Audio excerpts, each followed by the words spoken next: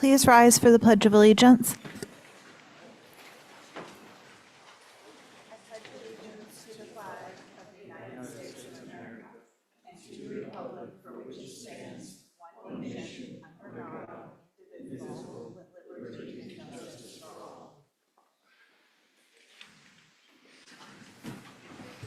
Good evening. I'll call the December 10th Select Board meeting to order at 5:30. I don't believe that there are any changes or additions to the agenda, so we'll proceed. Sorry, just one additional announcement. Oh, I'm sorry, there's one additional announcement on the agenda. So we will accept it otherwise and move to the announcements. I'll turn it over to the town manager.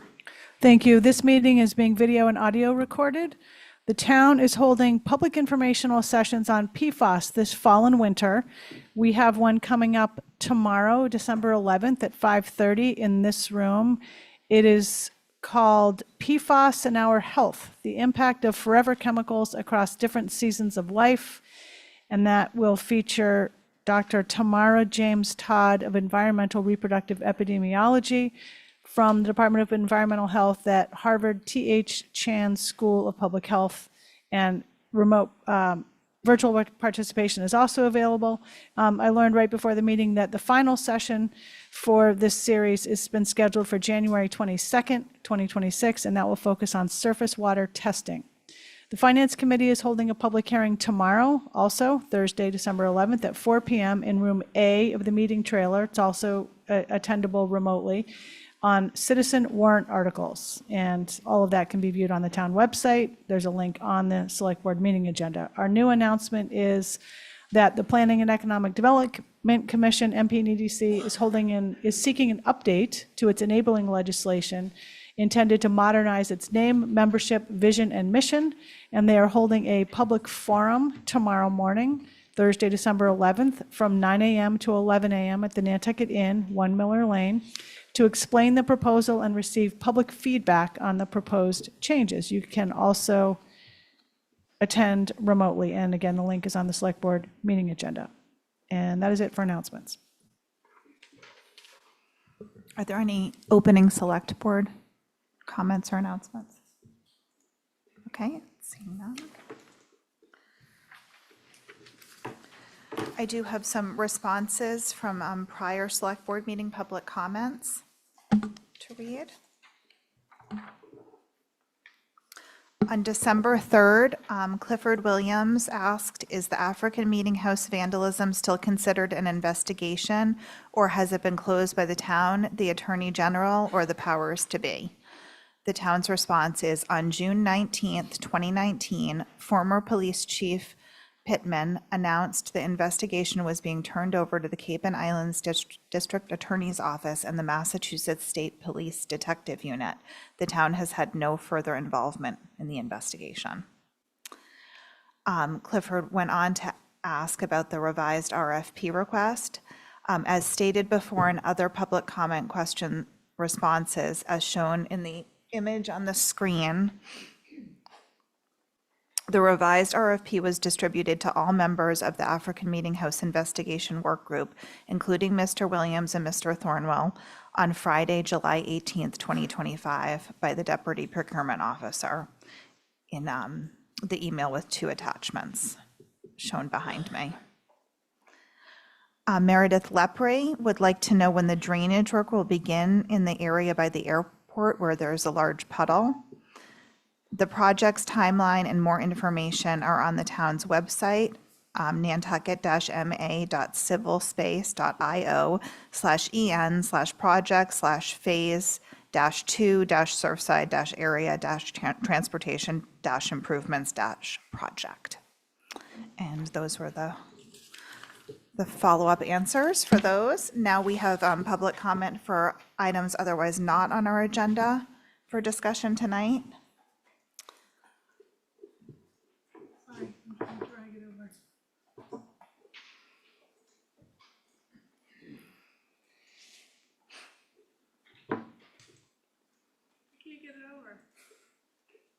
Okay, I just wanted to lay out the the general way public comment goes is these are for items that are not otherwise on the agenda for discussion. Public comments are limited generally to 3 minutes. You can't concede your time to another individual. And we generally do not respond this evening, but follow up with a more detailed answer at our next meeting or as soon as possible on the website. Clifford? Ready? Clifford Williams, 11 Somerset Road. Thanks for those answers to the questions, but I do believe I also asked if we could get the minutes to the meetings that Malcolm did have with the committee or the investigating body. And also there was comments made, I'm kind of confused on the fact that only the Board of Selectmen can investigate. And I know years ago, obviously, I was on the investigative committee at the airport paving subcommittee, and we didn't have any Board of Selectmen members on that investigation. So I'm kind of confused on that. And wouldn't we have to have a meeting to amend a mission statement of the committee? We never had a meeting for that. I guess if you could show me the bylaw that states that the Board of Selectmen can only investigate if it's a bylaw. And what else did I have to say? I was just hoping you could also tell me how much money has been spent so far on the lawsuits pertaining to the African Meeting House and Rosemary and Jimmy Barrows to date. Thank you. Thank you.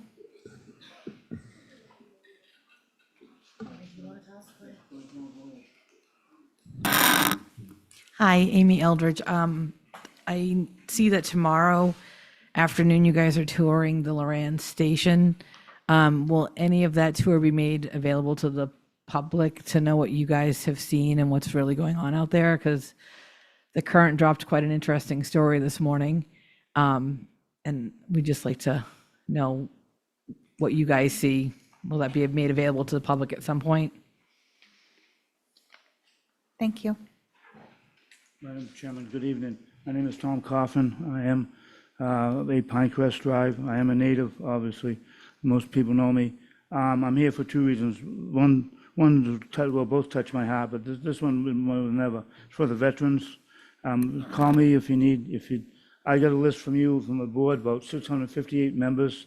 I've narrowed it down to over 200 members. I've found about 400 members. 200 still on the list. I want to try to get those 200 taken care of. I've been updating the list where we added 100 new members. I asked all veterans if you please call me, 508-325-1518. I'll be willing to sit down with you. Year-round residents, if you're veterans, call me, please, and we'll make sure you're on the list. Thank you. Okay, I'll go to Charity at the mic, but before anyone else comes up, I'm going to take someone online. Good evening, Charity Benz. I am here to read a statement from somebody who's traveling and could not be here tonight, and it would be dangerous for them to stop and read it. So this is from Charles Kilvert. My wife and I have been to decades of Christmas strolls on Nantucket as residents. We happened to be walking down Federal Street mid-afternoon on Saturday. We were taken aback by the volume of music, noticeable from several blocks away. I do know that at least one retail establishment complained about the music volume. As we approached the boarding house restaurant, we noticed crowds of people spilling out of the restaurant. So this is a first eyewitness account. My first question, the inside of the restaurant was clearly maxed out to beyond restaurant capacity. My first question to the select board is, was there a permit granted for exceeding approved capacity as well as loud decibel music? As we were passing, we noticed a large group of people pouring out of the boarding house, yelling obscenities, pushing and threatening one another. As you have probably seen on the Nantucket Current video, this escalated into a full brawl. This went on for much longer than the video shows. There were no police present or controls in place. To their credit, the police arrived at the end as things were breaking up. And Mr. Kilvert would like answers to these questions. Are establishments that plan to hold events such as this required to hire police presence? 2, Are bartenders and waitstaff required to cut off overserved patrons? And this happened at 2 o'clock in the afternoon. 3, are we marketing Christmas stroll to be a drunken fest? Or do we want stroll to be a family-friendly weekend? What happened to the tradition of stroll? Thank you. Thank you. We have Gabby Welchian.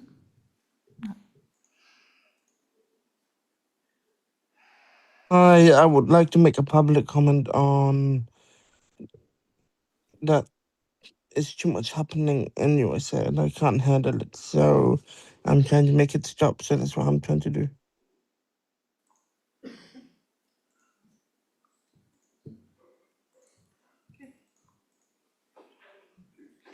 I didn't understand. Okay. Oh, okay. Is there anyone else who wishes to make a public comment this evening?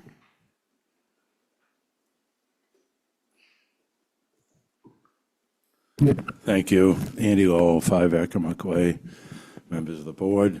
I just wanted to bring to your attention, I may have missed a memo on this, but some experiences at the landfill with what's now called non-compostable, non-recyclable, having a limit of 20 pounds, anything over 20 pounds to be brought over the scale and paid for. And it's my recollection many years ago, these types of items were to be covered through our taxes.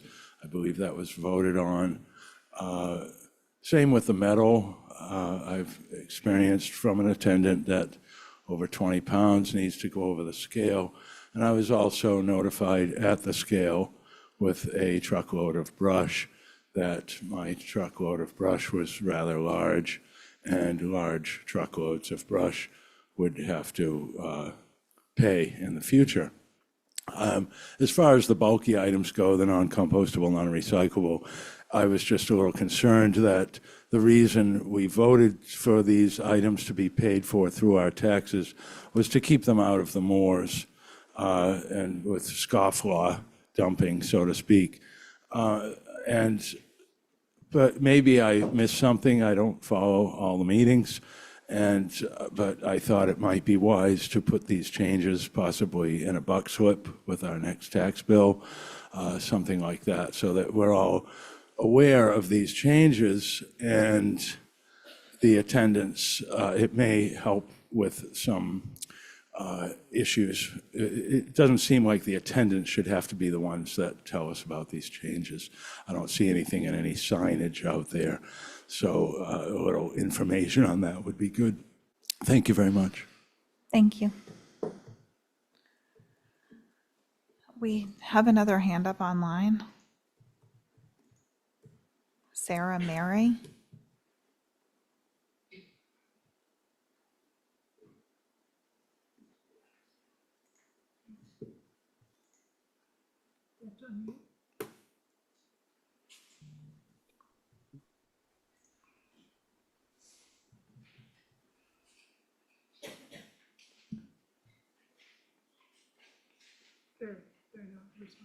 Okay.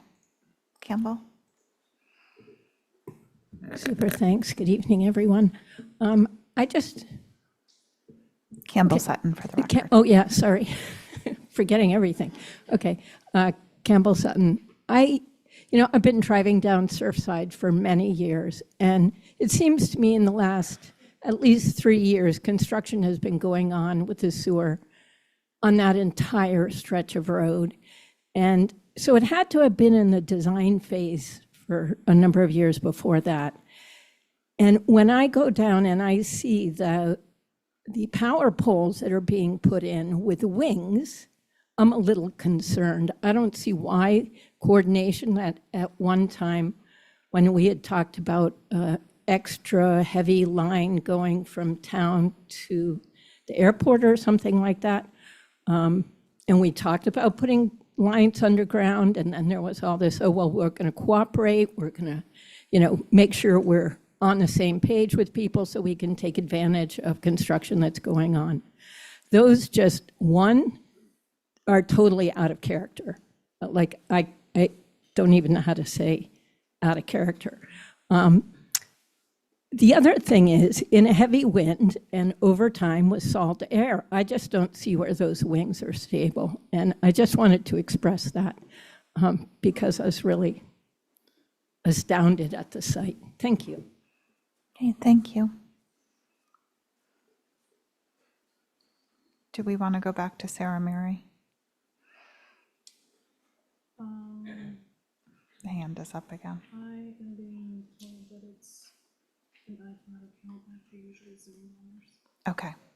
All right, seeing no other public comment this evening, there's no new business. We will move to approval of the minutes and payroll and treasury warrants. Don, real quick, before we go on, the Loran Station tomorrow at 1 o'clock, that is open to the public, Amy. So if you know anyone that does want to go, that's open tomorrow. All right, and I'll make a Thanks, Matt. motion to approve. Second. All those in favor? Aye. Aye. That carries unanimously, 5-0. Real estate items. The Housing Department has a request for approval and execution of the following closing documents for Tacoma Greens Workforce Rental Housing Project. A, B, C, D, E, E, F, G, H, I, J. K. Christy Ferrantella. Thank you. Christy Ferrantella, the Housing Director. The agenda item tonight is a request for the execution of closing documents in relation to the project at 6 Fairgrounds Road and 4 Waite Drive, known as Tacoma Green. The 64-unit workforce and low-income housing project was awarded to Halkeen in 2017 through a request for proposals on town-owned land. The road has been long, but we're excited to see this project commence and create this much-needed housing for our community. Online, we have Vicki Marsh of KP Law, who will walk us through the documents. In attendance tonight, we also have Andy Burns and David Oliveri from Halkeen that are here to answer any questions, and Brian Turbot and staff to support any questions related to the closing documents. I will turn it over through you, Chair, to Vicki to walk us through the documents, and then I have a prepared motion that I will read for the execution of them. Okay. Good evening, Vicki. Good evening, Madam Chair. I'm pleased to come before you this evening for your review and approval of these documents. I just want to give you a brief description of what the project is designed for now. It will have affordable and workforce units that will be different levels of income. There are a total of 64 units that are going to be built, of which 55 are going to be restricted units. There are 12 units with 30% AMI. There are 15 units with 60% AMI and 28 units that will be up to 120% AMI. All of these units are going to be eligible for certification on the SHI list, and the affordable and the town and the Executive Office of Housing and Living Communities will be holding the affordable housing restrictions on this property in perpetuity. Funding for this project has come from a variety of sources. There have been private lending institutions. Rockland Trust is a bank that is lending a significant amount of money for the construction of this project. And then the Mass Housing and the Massachusetts Housing Partnership Fund Board has also made loans for this project. And there are state tax credits also, the LIHTC program that has also had funds involved. And last but not least, the Affordable Housing Trust has loaned a total of $8.7 million for this project. And it's in two different loan amounts. One is for $6,627,206, and the other is for $2,072,794. The loans mature in 2070, and the first loan is going to be having interest at the rate of 1.51% interest per annum, and the other loan is for 4.07 interest per annum for its interest that's going to be collected. The loans are secured by leasehold and fee mortgage on the property. And we are securing the mortgage with the other lenders that are involved in this project as well. And there is a master subordination agreement that is also on the property and for the loans that will that accounts for the distributions of the amounts for payment and the different loans that are involved here. So I'd like to take the opportunity to run through these documents that you're being asked to sign this evening. First, there is an assignment from HK Tacoma LLC to the Tacoma Apartments leasehold condominium. This is an assignment and assumption agreement of the land development agreement. The land development agreement was originally signed in 2018 when we first negotiated this project. And now the entities, have changed. There are different limited partnerships that are involved in this and limited liability companies. So for that reason, we have an assignment and an assumption agreement. There is a ground lease that's being executed between the town and Tacoma Apartments leasehold condominium for 99 years. The rent for this lease is $1 per year, and the developers will have paid $64,000 at closing. There's a notice of ground lease, which is really for recording purposes to document the actual ground lease itself. And so that the document isn't fully recorded. It's just a notice outlining the significant terms in the lease. The next document is a ground landlord estoppel agreement. They are for units 4 and 9, which are condominium units which have been created for tax purposes and for the state tax credit program. These documents basically evidence compliance with the terms of the lease by the landlord. And so the landlord is being asked to sign this document in order for the lenders to rely on it to provide their financing for the project. The town is asked to sign a consent to the leasehold condominium. The Massachusetts Condominium Statute, Chapter 183A, Section 8A requires that in the event of a leasehold condominium, that the landlord agree to the creation and recording of the master deed and bylaws for this property. So that document will just offer the consent by the town to the condominium documents. There were Vicky. also two. Vicky, Matt has One a sec, just question. before you leave that, what's the tax reason for condominiumizing it? Well, you said it was for tax purposes. Why would we do that? Right. So basically these are, it's kind of complicated. It's a state low-income tax credit, and they have set up certain requirements that have to comply with the Internal Revenue Code. I can defer to Brian Turbot, or we also have online Bernie Husser, who was our financial consultant in this project, to address that in greater detail. So Bernie or Brian, if you could. I would defer to Bernie for this. Okay, so sure, it's a good question, and because it is a complicated structure. The reason for this is because the financing is actually is because of more of the federal credits and all the restrictions and such that go along with the federal credits. But this is what's known as a twinned deal. Doesn't really matter, but anyway, what that really means is that we have a combination of 9% federal tax credits and 4% federal tax credits. The 4% federal tax credits come because there's tax exempt money that is in the transaction that helps to finance that part of the transaction. Again, two phases.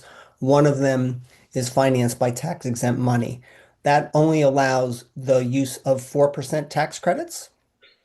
And so that's why they separate them so that they don't, the tax exempt money doesn't somehow get intertwined with that 9% deal with the taxable money. So it keeps them separate financially. So they are actually separate partnerships, and so then they set it up as a condominium structure. That's the short answer to that. All right. Thank you. Vicky? Thank you. So following the consent by the town for the leasehold condominium, the town is also going to be obtaining affordable housing restrictions for units 4 and 9. And these restrictions are going to be held in perpetuity by the town and by EOHLC. They will survive foreclosure of mortgages on this property. And as I said, will be held by the town as well as EOHLC. In the event that EOHLC no longer wishes to hold these restrictions under its program, the town will still be the holder of the restrictions. The next documents are the tax credit regulatory agreement and declaration of restrictive covenants for both units 4 and 9. These are for the state tax credit program and provide for compliance with the IRS code. The town is also required to sign an owner affidavit for title insurance and a gap indemnity. This affidavit will be used for the title insurance policy to be issued for the lenders on this property. And they will also state that the town, as the owner of the property, does not have any mechanics liens that are on the property, and is also, there are no tenants that are residing on the property. I did take an exception for a license that we put on the property to place sheds on the site in order for us to be able to create the condominiums for the developer. And the gap indemnity allows for the closing to take place and have the disbursements occur before the actual recording of the documents. And that is overseen by the title insurance company. There is also a right of first offer that is between the Tacoma Apartments Unit 4 and Unit 9 Limited Partnership and the town. And what this does is if the lessee of the property determines that they wish to sell their interests to a bona fide third party, that they would have to offer that property first to the town, and they would have an offer of a particular amount, certain terms and conditions. And if the town at that time decides that it does not wish to purchase and exercise its offer, then it may go ahead, and the owner of the lessee of the units may then go ahead and offer it for sale. In the event that a bona fide third purchaser comes back and decides to purchase that property, the owners of the property have to come back to the town again and re-offer that property at the same purchase price and the same terms and conditions, provided the purchase price is less, is not more than what was originally offered to the town. And then there is a notice of right of first offer that is also going to be recorded. And that, again, just outlines the significant terms of the right of first offer. There may be some Vicky, additional. on that, Vicky, it's Matt again. On the right of first offer, did I read correctly that it goes away when the 4 and 9 loans are paid to the town are paid off? Or is it still, it stay in place? No, it goes away. And why would that be? I'm going to defer to Bernie. I think he wishes to comment. Okay. Yeah. This came up, Matt. Sorry, with This came up later in the process, but it was still a while ago, 2022. It's when the developer came back to the town for the loan. And at that point in time, when we said, all right, with respect to the loan, the town will provide the loan, subject to all of the things that we ultimately worked out. But in addition, we're going to want a right of first offer. So it really was tied part and parcel to the providing of the loan. It had not been in any, brought up before that or that type of thing. Right, okay. Yeah, I thought it would kind of be the other way around. I'm looking, saying we'd want the right of first offer no matter what, because the town has put, $8 million plus land, plus, Yeah. roads and things into this. We're the largest, probably the largest, other than Rockland Bank, we're the largest funder of this.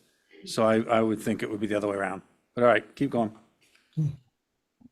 And so the last document, as I was saying, was the notice of right of first offer, which we are going to record. That will just outline the significant terms that are in the actual right of first offer.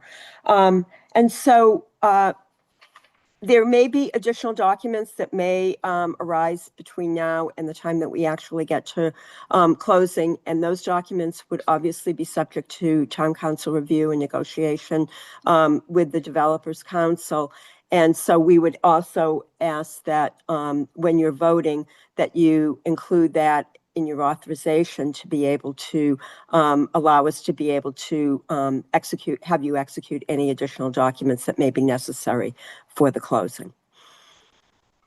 Do you have any questions at all? I'm happy to. Any other questions, Matt? Yeah, what position, you were talking about how the various lenders, their positions are in there. What position is the town in? Are we a senior? Are we junior? I know that we have Sean Lavin online. Yeah. And Brian Turbot here that can answer that.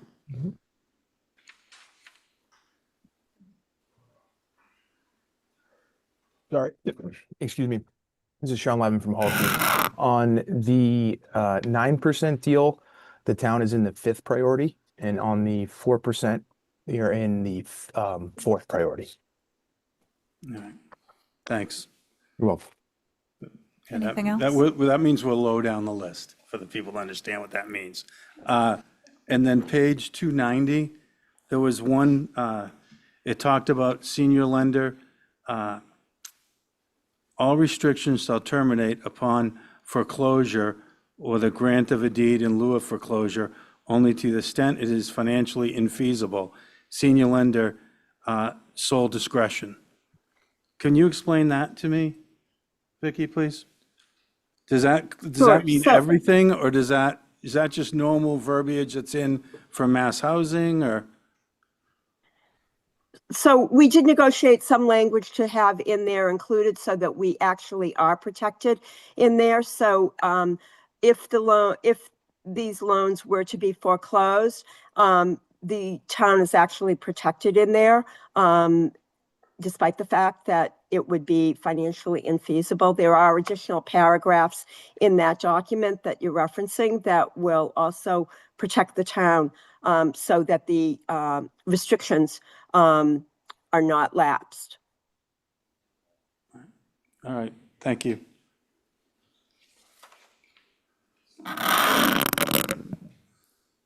Anybody else? I just wanted to make one comment around our standings and where we were in the positions. And this, as Bernie was explaining, is a very complex deal with 4% and 9% tax credits as well as many lenders. And I think that Brian Turbot and Bernie Hesser and the whole team has done a really great job negotiating terms that have been really favorable to the town and actually put us in a higher position than most towns are in these projects. So I just wanted to extend a thank you to everybody that's been working on this project. Thank you, Christy. Yes, Andy Burns, one of the principals of HK Tacoma, and involved obviously in this process since 2017. I think the RFP was 2018 when it was finally awarded, but David Oliveri represents a co-general partner, and we wanted to thank you. I think the last time we were here, we were talking about the bat issue, and we kept the project alive and were able to continue to move forward to this day today, where I think we're getting very, very close to the goal line. And your questions are obviously important, and hope that we can get your support here as we get across the goal line. David? Thank you very much. It's been a long I just road. wanted to say thank you as well for all the support. And this project's been going on a lot longer than I've been with Hall Keene, and there's been hundreds of people that have touched this file, and the support from the town has been well documented. So, you know, we're on the cusp of providing 64 affordable housing units to the town of Nantucket, which I'm very proud of being involved in that process. Thank you very much. Val? I just have a question. I didn't understand any of that. There's 493 pages in this packet. Can somebody please explain it in very simple terms for those of us who are always wary of these deals? There seems like there's so many different factions and who's accountable for what, and it's 4%, 9%, and I'm sorry, I kind of think I'm a smart person, but I'm totally lost.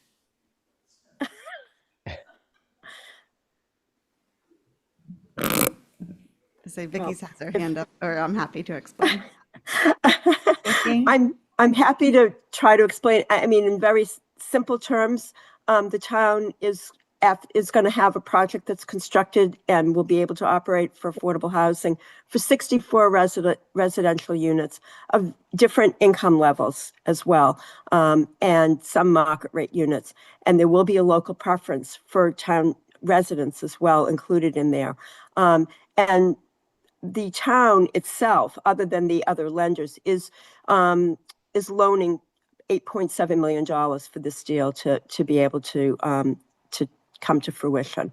So I think in simple terms, that just underscores the nature of the transaction. You're correct. It is very complicated.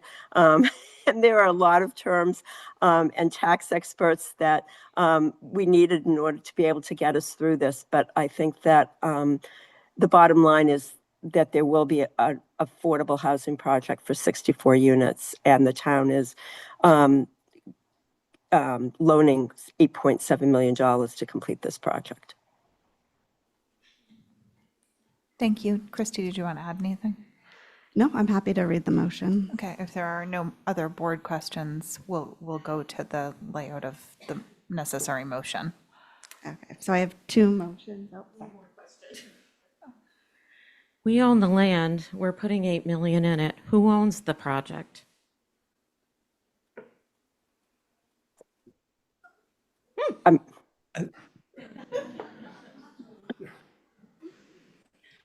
As far as the project itself, yeah, the developer actually has a ground lease on this property for 99 years to use this property as an affordable housing project. So the project itself is going to be owned and operated by the developer. And, you know, the term is for 99 years. We are in Norton Point. David represents Hall Keene, who I represent. We are co-general partners, as I mentioned. We're also working very, very closely with what's called a tax credit investor, who is actually a limited partner, but owns a significant, I forget the percentages, Sean Lavin can probably give us a little bit more detail on that, but the tax credit investors who provide a substantial amount of money for this project end up as limited partners for as long as the financing and the structure of the tax credits are in place. So we are the general partners. We will be overseeing the construction, overseeing the ongoing management and asset management of this property for the foreseeable future. I don't know if that Thank you. answers the question. I think that. So, Thank you. Yes, Campbell Sutton. Sorry, I just have a question because it's a 99-year lease, right? Is that similar to what we're into with Sherburne Commons? Like, when we wanted to put our island home in, we had to come up with $6 million to pay them for the use of town land. So I'm sort of wondering, like, what are the parameters of this development and the land? Is it just the building and the parking lot, or are they getting extra lands that the town might need at another time? Thank you. I think it is very similar to Sherburne Commons. However, I don't believe that there really is any extra land included in this. Right. This is part of this property. Yeah. And their section is Defined, right? fully developed out between landscaping, parking, and the buildings. Okay, super. Thank you. Matt? Well, and the planning board gave them, what, 56 parking spaces on street? There are parking spaces So included those on Wade parks- Drive. Yeah, parking street spaces on Waite Drive are not in that parcel. So those are sort of the three things I would say. Christy, did you want to continue with the motion? If there's, Any questions online? Okay. So the first motion would be that you would move to vote to approve and execute the following documents for the closing of the Tacoma Green Workforce Rental Project located at 6 Fairgrounds Road and 4 Waite Drive. 1, the assignment and assumption of land development agreement. 2, ground lease. 3, notice of ground lease. 4, ground landlord estoppel and agreement for Unit 4 of Tacoma Apartments leasehold condominium. 5, ground landlord estoppel and agreement for Unit 9 of Tacoma Apartments leasehold condominium. 6, consent by landlord to leasehold condominium. 7, affordable housing restriction for Unit 4 in Tacoma Apartments leasehold condominium.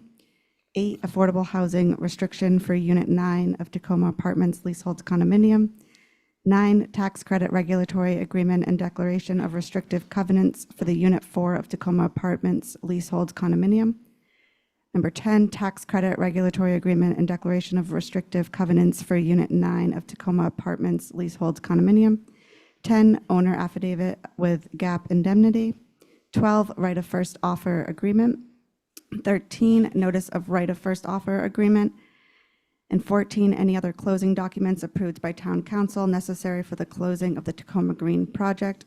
And further, to authorize the chair of the select board to execute the documents on behalf of the town of Nantucket Select Board. I would like to make that motion. Is there a second? Second. All those in favor? Aye. Aye. Any opposed? I abstain. Okay, that carries 4-0. The second motion is a motion that you vote to authorize the chair or vice chair of the select board or the town manager to execute the closing statement for the Tacoma Green project on behalf of the select board. So moved, Madam Chair. Is there a second? Second. All those in favor? Aye. Aye. Any opposed? Abstain. That carries 4-0.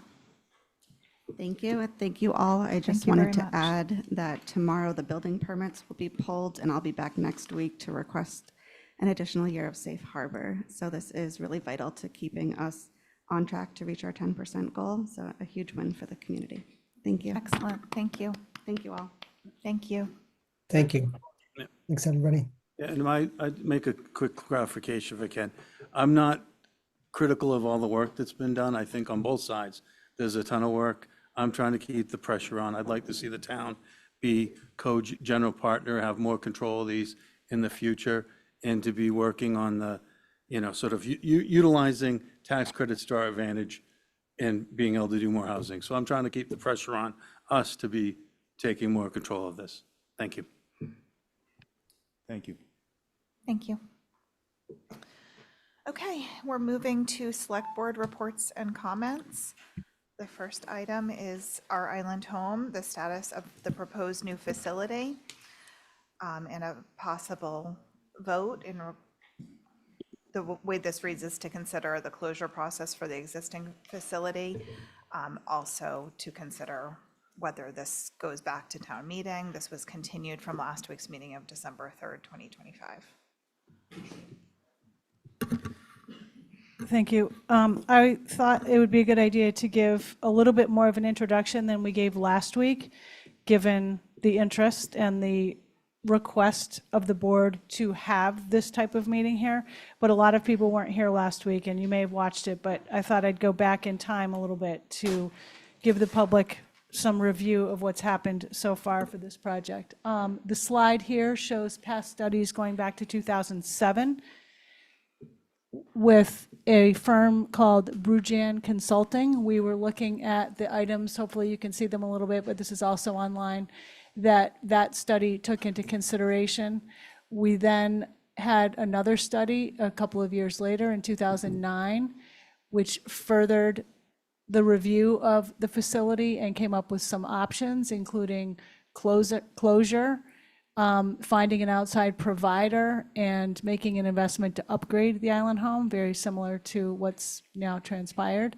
We had a work group in 2012 and 2013, another work group in 2015 and 2017, and we engaged an architectural firm, LWDA, between 2019 and 2022, and I'll get into that a little bit more in a minute, to look at the current site. We had several appropriations. In 2015, we appropriated $1 million for design and other activities around a potential new facility. In 2017, we had 2 articles at the 2017 annual town meeting, one for a construction appropriation of $30 million for a new facility on property that would have been acquired by the town next to Sherburne Commons for $2.5 million. Neither of those passed at that town meeting. In 2021, there was an operating override, not really related directly to whether or not there would be a new facility, but an operating override to fund the operations. In 2022, following a vote of the board in August of 2021, articles were put forward. An article was put forward for design of $8.5 million for a new facility at Sherburne Commons, and that led up to the 2025 annual town meeting. So I wanted to elaborate on some of this just a little bit more. Following the 2027 annual town meeting, where the 2 articles did not pass what did I say? Oh, I'm sorry, 2017. Are you looking ahead, Libby? You better not be. Yeah, I'm trying to get this over or moved along. After that town meeting with the failed votes in 2018, there was a lot of discussion at that time about why can't we have the facility at the current site. So the select board directed town administration following that town meeting to determine what it would take to construct a new island home facility at the current site on East Creek Road. Thereafter, between 2019 and 2021, architects were engaged to undertake analysis, charrettes were held, stakeholders were interviewed, other properties close to the current site were reviewed, construction with the Department of Public Health occurred, and analysis of different operating models was conducted. At its meeting on August 18th, 2021, the select board voted to pursue a new facility at the Sherburne Commons site with the current property to be repurposed for a new senior center, and to put forward articles at the 2022 annual town meeting for design of a new island home facility. We engaged Brenda Johnson to assist with public outreach and to gather and provide feedback and input for a new facility. At the 2022 annual town meeting and subsequent election, design and associated funds in the amount of $8.5 million, as I noted, was approved. In 2023, we engaged our design architect, SMRT, Craig Piper of that firm is here tonight, our OPM, Vertex, John Lemieux, our OPM is online. They were engaged and the board approved the construction manager at risk, CMR, project delivery method. That has been brought forward to the board several times, and lots of information about that on the town website. That approach also required the approval of the state inspector general. That was granted in early 2024. Using that process increases the accuracy of cost estimates because the contracted builder is involved in the budgeting phases along with the design team, and therefore provides a higher level of cost control. Additionally, the construction manager is contracted to deliver the project at a guaranteed maximum price based on an agreed set of construction documents and specifications in accordance with statutory requirements. And we had selected a contractor, Consigli Construction Company. We had a steering committee for the project. We had an advisory committee for the project. And while it has been established that the new facility would be located at Sherburne Commons, there is a long-term lease between the town and Sherburne for the Sherburne facility on town property, and that is subject to an amendment and arrangement for use of the site, which was reached with the Sherburne Commons Board of Directors. Public outreach leading up to the 2025 annual town meeting included informational sessions, videos, newsletters, social media posts, updates at select board meetings, and meetings with specific groups. And as we now know, at the annual town meeting, the construction appropriation of $116 million did not achieve the required 2/3 vote, although the subsequent ballot question did pass with a majority vote. I wanted to just go to some of the items that we reviewed at the board's meeting last week.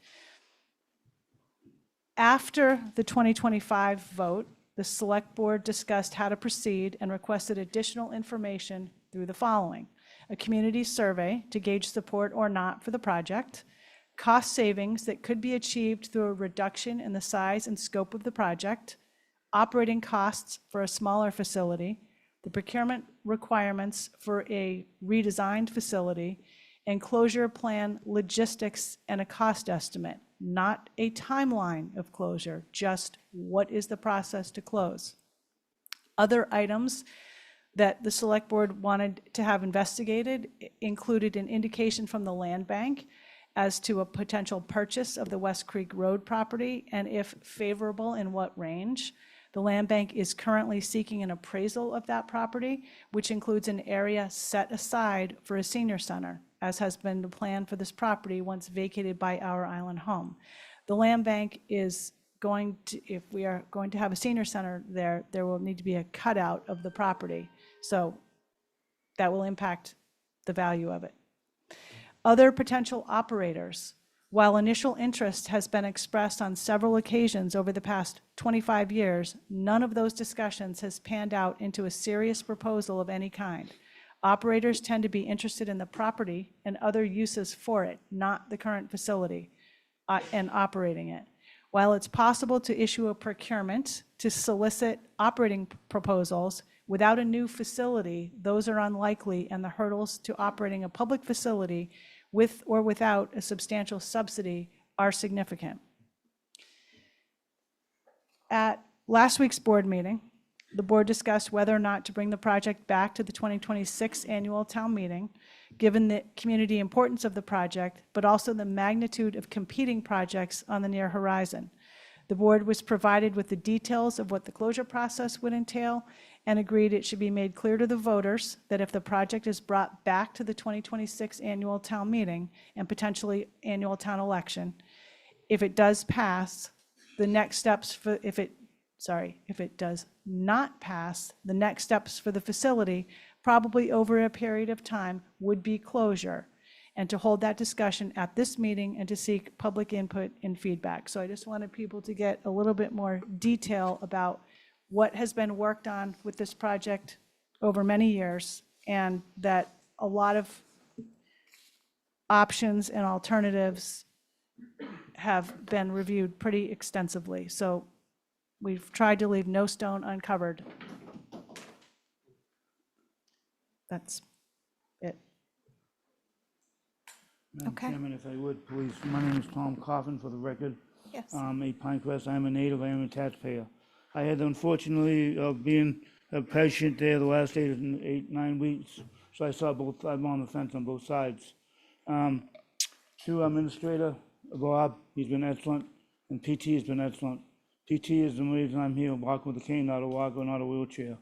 They're excellent, he's excellent. I gave him 11 issues last week. Of the 11 issues, 9 of them are taken care of by him already. Two of them are external, which we should bring out tonight. One is every patient has what they call call bots. We found out today through Bob that these call bots were shut off by a former head nurse that didn't want them. And what happens is these call bots, as the patient calls, and you don't get an answer. You gotta wait for a nurse or nurse's aide to walk up there. There's 15 minutes time to get something done, and 15 minutes where she is back to get whatever you need, whether it be a blanket, a pillow, or a glass of water. So sometimes it takes up to half an hour, where most nursing homes and hospitals on the mainland have it, that's two-way radio. You call and like 911 system set up. You have to talk to somebody. What's your problem? You have a problem? What's your emergency? And you tell it, and on the way she grab a pillow, a blanket, a glass of water, and that cuts down time. Like I said, I gotta write stuff down. I forget it. When we did the building committee with this building, the old building, well, I call it the old building now. We had Mike Mahone, and he was only walking with canes and walkers. He wasn't walking in a wheelchair.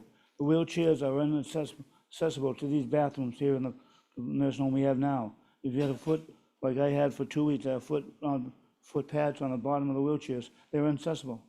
And it's quick, and I'll explain after the meeting if you don't know what quick is.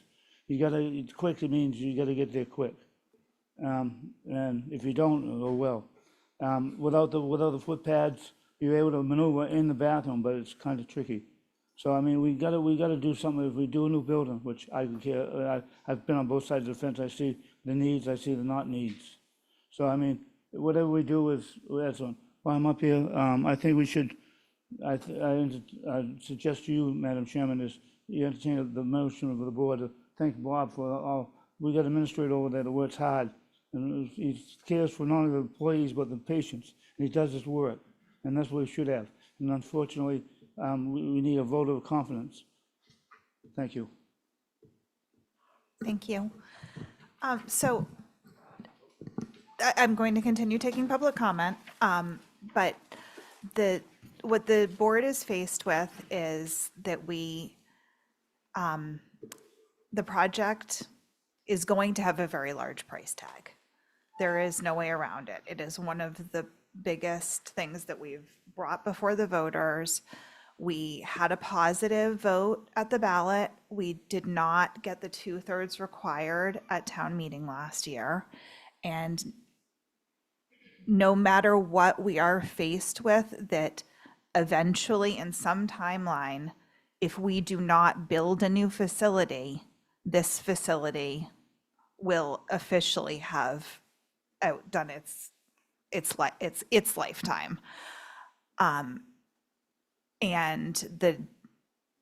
the board needs to make a decision tonight or in the near future about whether we bring this back we completely rebid this, which we would have the final numbers around March, and bring this back for another vote of town meeting. There are a few options for downsizing the facility. In our discussion last week, there was really not enough of a significance in savings to warrant decreasing the services by doing those things, I think was the consensus. So I just want to kind of frame that what we really need to do as a board is make a decision on whether we're going to continue along the same path and bring this back for a second vote. Brooke? If I might, I think it's really important to understand that we did ask the folks, the architects and so forth, to evaluate if we did fewer beds, what would the savings be in terms of the construction cost. The downside of that, and I want to be very clear, is if you peel off 20% of the beds or 25% of the beds, you're cutting off the revenue stream. So basically, I cannot support that. We either have to do this at a model that is similar in operating override to what we have now, not making it worse day one in terms of operating override. So that's the choice that's the only choice I would support putting before the voters, is basically the same design that was looked at, that was considered at last town meeting, because there isn't enough savings relative to the operating deficit to warrant doing a smaller building, in my opinion, based on what we've been told. So I think that's what Don was trying to say, and I think that was the consensus of the board last week. So I don't I'm looking for input from people on, do you want another chance to approve basically what was put out there last year, knowing that this is it, right? I'm not sure we were as clear last year as I'm trying to be today, which is we do this plan, and by the way, when it gets rebid, it could be more than what you were asked to vote for last year, because we do have a habit of doing this in Nantucket, thinking if we go back to the drawing board, it'll get cheaper, and it never does. So I want to be clear and want you all to understand where my head's at as your elected representative here. I want to know, do you want to vote again on what you didn't pass last town meeting? And if that does not pass, in my mind, that is a decision by the town not to continue in the nursing home business. We're not going to spend more design money. We're not going to have brainstorming sessions. We're not going to have fundraising. We are going to either build this facility at whatever the number ends up being, more or less than what was proposed last year, or we are ending nursing home care on Nantucket. And I hope that motivates the people who really want us to continue and are willing to pay for it to come out and vote. Maybe they didn't understand that was sort of the choice that was before you, that I thought was before you last year. But I'm hearing that people didn't really understand that. So that's a lot of words, but I want to be as clear as I possibly can what we're asking of the voters this year, if we decide to put it back on the warrant. Just 2 additional points. We will do everything we can to keep the price, the actual finished product price tag down. And there are a number of components to this, like contingency and housing pieces that in our deal with Sherburne Commons that we may not end up purchasing. And other potential components like solar that we could delay putting the solar on, those kind of things.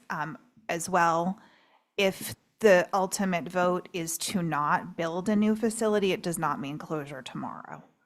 We will keep the current facility going, but we know that we're trying to plan for the future. Everyone talks about long-term planning. We're like at the end of the ability to long-term plan for the future of nursing care on Nantucket. Madam Chair. Yes, before I go to the public. Yes, do you want questions from us? We're going to continue just a discussion on that option, or I have a question about potential other options. Will that confuse us, or should we go on? Do you want to ask that before I go to public? I just have one question, because I've spent a lot of hours on this, not as much as you have, but back in this little chart here, the working group of 2012 to 2013, this first bullet point I find intriguing. It's something I've been thinking about. Developing community-based care to be delivered to people in their homes rather than residents in a skilled nursing facility. Whatever happened to that concept? Madam Chair, it never progressed because no organization came forward to present a proposal of any kind. I think there was also an issue of home health care is, it depends on what you need. If you need 24/7 home health care, it's very, very expensive. There was no offset for that provided by the government. And if you needed less than 24/7 care, but you needed somebody caring for you all day, say, or quite frequently throughout the day, there's a cost associated with that, but there's also a cost associated with the maintenance of your home. And so it never progressed, I think, because it wasn't maybe feasible, or we never got a proposal for it. Well, I'm not going to push it now. It's something I'd like to discuss in detail maybe at another time, because I don't think it should be totally dismissed. But I'd rather hear from the public now and deal with about whether we push this forward. Okay, and there are some of those services on the island, just not at this scale. Bobby DaCosta, and then I'll go. Let's just, I know a lot of people want to talk. Let's just try to not be repetitive. Madam Chairman, thank you. I'm going to be the ogre in the room. I'm going to be the one that speaks against us tonight. I was on this board when we could have built this facility at Sherburne Commons for $30 million. Think about that, 30 million. It would be built, we would have it. And we were told that we couldn't have it away from the water. Now we're at, what was it last year, 160, 130? 116. What was it? 116. I think it was more than that. I think it went up at town meeting to more like 130, if I'm correct. Can you answer that, Brooke? I'm sorry. Could you put this, could you get the slide from the presentation from last week that outlines the costs? There was a total cost of around 135, I believe, but that included appropriations that we had 135. already If anyone approved. thinks that this number is going to drop between last year and this year, you've lost your minds. Look at the cost of But everything on, that's not the borrowing. what's The that? borrowing is not 135. It's Just still $135,000, $135 million, okay? It's probably going to be it's probably going to go up 10%, maybe 15. That's, whether you get it through town meeting, you get it through the vote, that's irrelevant. What is the operating cost from the general fund each year for this? What is it this year? Can someone answer that for me? 5.6 million? Is that right, Brian? Yes. Okay, and if we build the new facility, what is the anticipated increase in that operating budget? Do we know? And if it goes up more than what our annual 2.5% goes up, are we going to have to ask for an override to run the island home? That's a realistic possibility, correct? possibly. And so we build it, and then we don't get the override, and we can't fund it. So I'm not saying that it needs to go away. What I'm saying is the town needs to go away from it. And my proposal would be to not go, the other question I have is how much is this going to cost us to continue forward with a bid that we're not going to get the accurate number till a month before town meeting? Another $1 million? 500,000, 200,000, do we know? What's the cost to go forward with the entire process? I have to defer to John Lemieux to give the total cost for SMRT and Vertex and what they're estimating the cost to bid it. It's not $1 million, I can tell you that, and it's not 500,000. It's probably Couple about hundred thousand? Rough ballpark, Brian. Probably 100,000 total to do all of that. 100,000 we're going to spend, which is, in the whole scheme of it, it's not a lot. It's just, I think that we're at the point where the town needs to get out of the assisted care business, and we need to take the piece of land and give it to a nonprofit, and then we need to take the amount of money that we spend out of our general fund every year and give that to the nonprofit to run the facility. A nonprofit could build this complex for half of what it will cost us to build it, because they don't have to pay prevailing wages and they don't have to go through all the stuff that a municipal department has to go through to build a project. And a nonprofit can hire people at much less rate than we can do, and they can run it more efficiently because they don't have to go through all the stuff that a municipality has to go through. And I am more than happy to take a good chunk of my tax dollars and help fund this operation. I just don't know if it should necessarily be a town operation. And everywhere else in the Commonwealth, all of these facilities have come out of public held partnerships and gone into private nonprofits. We raised all this money to build a hospital. We're raising money now to build an animal hospital. We raised money in this town to build everything under the sun. I'm sure that we could raise the money to build a state-of-the-art facility, and we can give them the piece of land, just like we just did with Tacoma Way, and give them a 99-year lease. And all the employees that work for the town now can go work for the new entity, and we can continue to give first-rate top-of-the-line care to our elderly, but just not run by the town. And, you know, we went to a special town meeting this fall, and we saw the sleeping giant awakened in this town. And by that, it was the voters that normally don't come to town meeting, that don't come to these meetings, that don't stack a room to give you 100 opinions that we have to keep this, or 150 or 200 people that are in here. Those people go to work every day, they do their thing, but when they do go to the polls and they vote. And they're not going to vote for this. I'm 66 and I won't burden my kids with this kind of debt. My mother's 86, she's told me the same thing.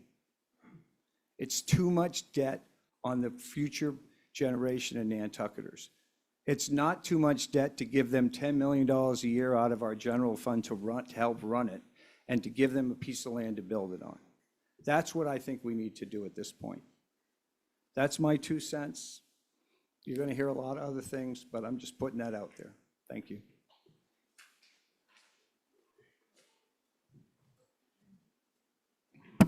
I'm Derek Worthington, pastor at Summer Street Church. And members of the board, I think you received this letter, but I've been asked. Sure. Sorry, can people refrain from speaking when others are? Thank you. Thank you. I believe you've received this letter, but I've been asked to read this here tonight. On behalf of the Nantucket Interfaith Council, comprised of clergy and lay leaders from the diverse faith traditions represented on our island, we write to express our deep concern about the proposed closure of our island home.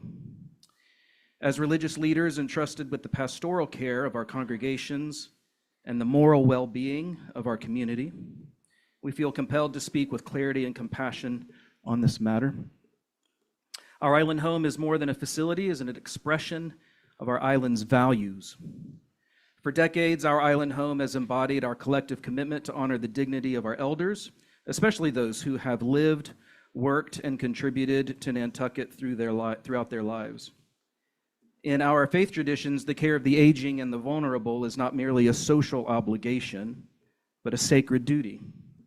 The closing of this home would, in our view, represent a painful departure from that duty. We are concerned about the spiritual, emotional, and communal consequences that would follow. Relocating our elders far from the island, away from familiar surroundings, loved ones, and faith communities that sustain them, it risks profound isolation. We have all ministered to island residents who rely on our presence, prayers, and companionship, especially in their final years. Maintaining these sacred relationships becomes far more difficult and sometimes impossible if residents are moved off island. Additionally, our island home is woven into the social fabric of Nantucket. Its residents are not strangers. They are our neighbors, family, and friends. Removing elder care from the island would fracture a vital link between generations and erode a sense of belonging that is central to the character of Nantucket. From a religious and communal perspective, we urge the Select Board to reaffirm the island's longstanding commitment to care for our elders locally. We understand that the facility faces financial and logistical challenges. We do not deny the complexity of the situation. However, closing our island home should not be viewed as the only or inevitable solution. We ask that the board explore every possible alternative, including renovation, creative partnerships, phased redevelopment, before taking an action that would have irreversible moral and communal consequences. Nantucket has always prided itself on rising to meet difficult challenges with compassion, ingenuity, and unity. We believe those same values can guide us now. We, the Nantucket Interfaith Council, stand ready to assist in any way that we can, whether through public conversation, community engagement, or spiritual support. Above all, we ask that you keep the well-being of our elders, both physical and spiritual, at the heart of your deliberations.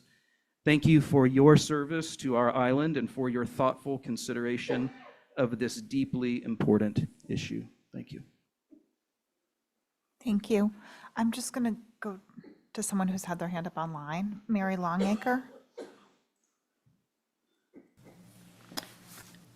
Thank you, Don. Mary Longacre. I wanted to also thank you for putting the survey results in the packet and point you to two of those results in particular. One is the question, if the facility closes, how important is it to you that we provide an on-island option for long-term care? 80% of the respondents said it was important. The other is of the people who answered, did you vote at town meeting? A third of them did not vote at town meeting. So presumably they are able to. Those people have not had a chance to weigh in yet. And so I would urge you, just on the basic numbers, that bring this back to town meeting and let the voters who perhaps didn't speak before add their voices to this debate. And, and if it gets turned down, it gets turned down, but give it a chance to pass. You had enough positive sentiment at the ballot and in the previous town meeting that it's possible that this could pass if more voters weighed in the affirmative. I personally do support the option for a new island home. It is just critical that we have healthcare options on our island.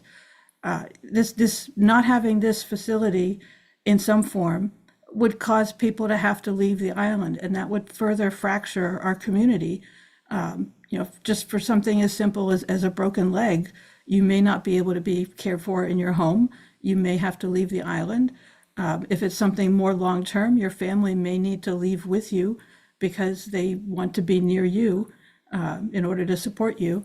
It's criminal to me to not have the option for this kind of care continue to exist. If we didn't have it, that might be one thing, but we do, and we need to keep it. And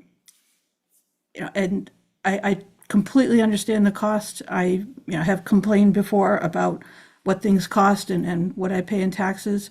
And I would understand if there are enough people on the island that decide that the cost is too much, but we won't know that unless you bring this back to town meeting.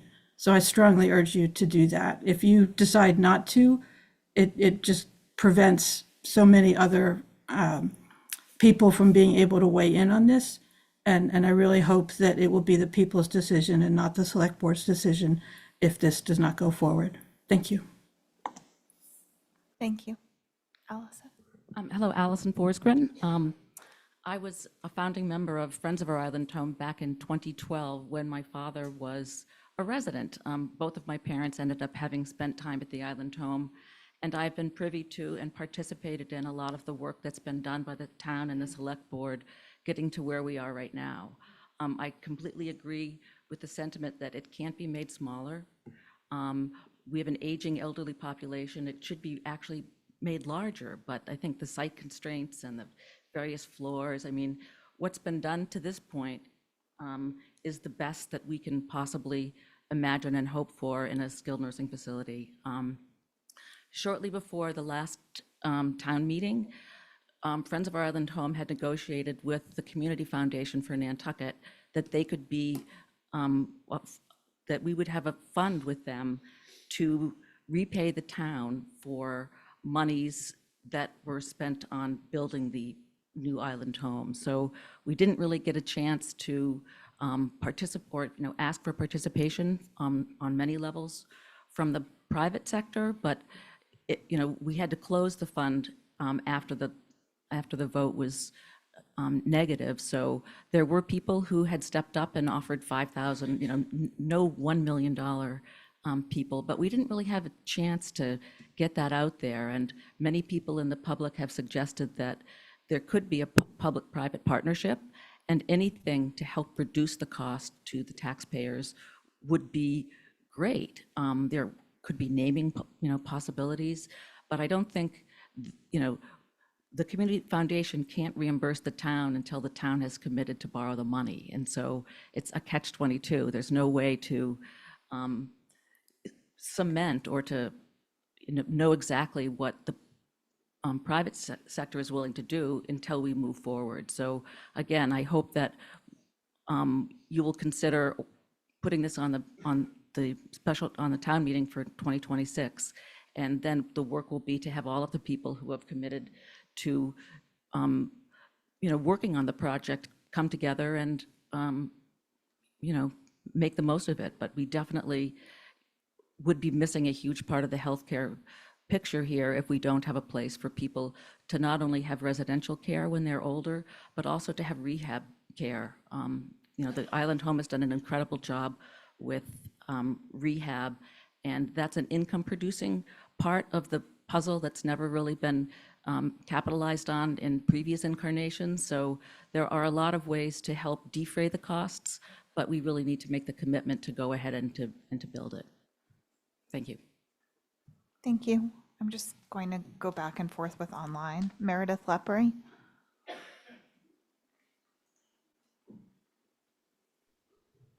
Hi, I've not spoken on this topic before, but I think that Bob DaCosta had a great idea to have a nonprofit run it. I really think that as a nurse practitioner in this community, getting rid of the Island Home is not an option.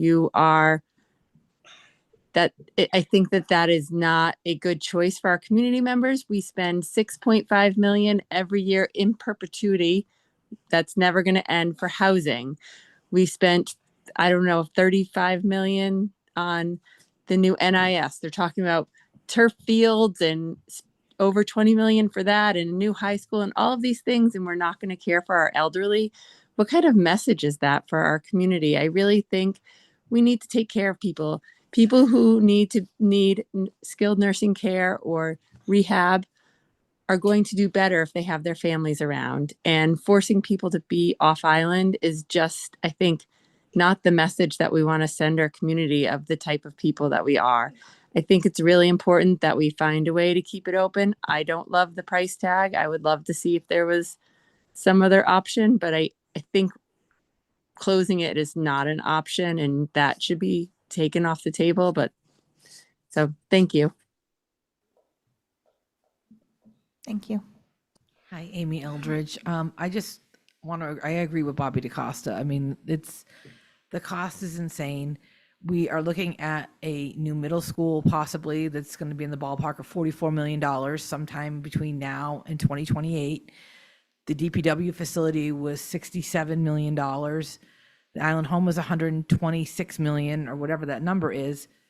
And it's slowly creeping up the taxes. And I've said this before, and I appreciate the two people that were here to speak on this when it was on the agenda last week, our Island Home. And I appreciate that you guys gave the courtesy to the community for not knowing about that meeting to hold this today. But I will repeat comments from last week. People forget that as people build in your neighborhoods, your assessments are going up, as well as what the town needs to run financially for the buildings and keeping up with everything. And it's a double whammy for some people. And, I said that it's going to cause a trickle-down effect to renters. So I understand there's primary residents get a 25% exemption from the burden of the tax rate. But there are many homes here on Nantucket that people rent their basement apartments and their garages that are considered their primary resident. So they would not be held to the higher tax rate as if it was a second property that you were renting and you were doing no rentals on your primary. So I think we need to figure out whether we want to keep some middle class here, or do we want to tax the heck out of everybody and this become 1% or fantasy island? And there's some hard decisions coming down the pike, and you can't fault the community members for looking at their wallets. I feel like we're going into some very uncertain times in our country, and the economy to me seems kind of shaky. And so I think a lot of people are voting with their wallets, and they're pinching pennies, and they're looking at what bang for their buck can they get. And so when you look at the Island Home and you look at a middle school that's going to accommodate 300 students, you start picking where you're going to get your best bang for your buck. And I think it's not that I'm against there being an Island Home, but there's so many other factors that weigh in. And I really feel like we're going to be driving out more people in this community than have already left. So I just want everybody to consider that. My grandmother was there for 3 years during COVID, and she passed away in 23. I'm I'm not against it, but this price tag is scary when you think about all the other things coming down the pike. And we haven't even touched on coastal resiliency and what that's going to do to our town and our downtown harbor and waterfront area that we're talking billions of dollars. I understand it's not all going to happen in 5 minutes, but that's a lot of money that's coming down in the next 5 years that you guys are going to be scaring and sticker shocking us with because nothing's getting cheaper. Thank you. Carly Ambrose. Hi.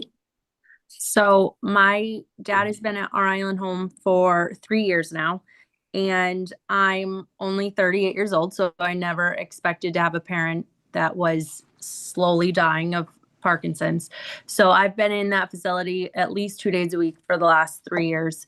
And I am saying I hope that it's considered again for a vote, because of the fact I personally know what the off-island facilities are like and how atrocious they are compared to the amazing work that our island home does here. And I've also seen so many community members come in and out with strokes, with falls, with many other things just for short periods of time. And I have 2 very small children. It would be nearly impossible for me to go off every single week to see my dad, and I'm his power of attorney. So it's a pretty critical role. I also, on the other hand, side of this, own a company and do a ton of prevailing wage for the towns in the state. So I also understand the point that the first man that spoke made. I know how much prices are exasperated because of prevailing wage. So I do agree that if a private facility came in, it would probably be like a third of the cost that the town is getting stuck with because of that. I know none of that can be dealt with right now. What I'm hoping is that this can kind of be pushed down the road a little bit so that maybe people that weren't aware of what was happening and how crucial this is would have a chance to come in and maybe brainstorm and at least look at those other options before it just gets shot down right now. Hi, my name is Kathy Breeder. We stand at a defining moment of our civic identity. For over a decade, the community has grappled with the necessity of a modern, skilled nursing facility, culminating in the Our Island Home plan for Sherburne Commons property. While town leadership and residents overwhelmingly support the services Our Island Home provides, the necessary funding request failed last spring due to concerns over the cost to taxpayers. As the community prepares for one final opportunity to vote on this critical project, it must look beyond the sticker shock of the initial investment and recognize this vote for what it truly is, a definitive choice between maintaining a vital social safety net and abandoning a deeply held community responsibility. The plan presented today is the result of years of diligent effort and consensus, beginning with the feasibility studies through the public-backed site selection in 2021 and culminating in the voter-approved design funds in 2022. The Sherburne Commons proposal is not a hasty imposition, but a long-vetted, carefully planned solution. The community has acknowledged the existing facility is inadequate, confirming the necessity of a modern replacement to serve our most vulnerable residents. Failing to fund this project now invalidates nearly a decade of public commitment and planning focused on ensuring quality local care. The closing of our island home will force the difficult displacement of our vulnerable population. Closure means the town exits the nursing home business entirely. The upcoming vote is therefore a mandate on Nantucket's values. We must seize this final chance to approve the new Our Island Home as designed. By accepting the necessary investment, we affirm our commitment to compassionate care and ensure that our residents can age with dignity in the community they helped build. A vote for the new Our Island Home is a vote for community integrity. And I'd like to add that Bobby DeCosta's idea of a private company or a nonprofit, I don't even see that happening. I can't even imagine anybody that would want to get involved in that. I mean, if he has any ideas, I think he should start to head up a campaign for that. I think it'd be great. He knows what he's thinking, so maybe he should run it. But thank you all, and I hope you'll decide to postpone this until next year. Thank you.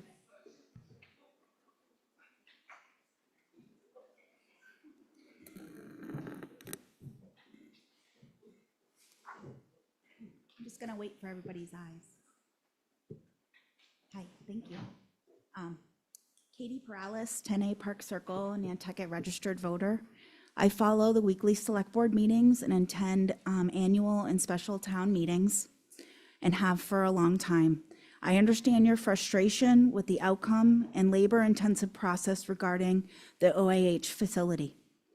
As I have followed the project closely over the years, what I would like to ask is that the board consider placing it on the 2026 ATM warrant based on the fact that the project was approved at the 2025 ballot.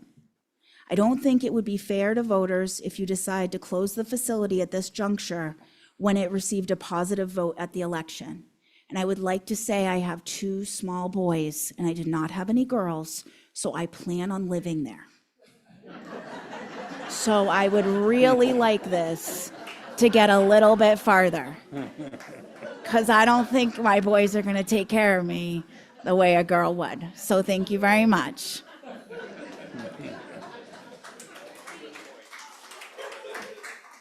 Okay. Ginger. Oh, hi there. Ginger Andrews, One Stone Alley. I think part of the problem, I'd like to see us go back to town meeting. I'd like to see us do a little more work along the lines of Mr. DaCosta. But it was sort of presented to me, it's sort of, well, we have to do this exactly. We have to build the Taj Mahal or we'll kick everybody off the island. And I think one of my reasons for coming was to find out how exactly that process would work and maybe how long I have to say goodbye to my friend who's in there right now, which I hope, we could have a little more time to do. But I was wondering if there's some way, as in the construction process at Sherburne Commons, as we build a new one, if some people are already leaving the island because their children are off island. Some of us don't have the luxury of having any kids to, to care about us one way or the other, wherever we are.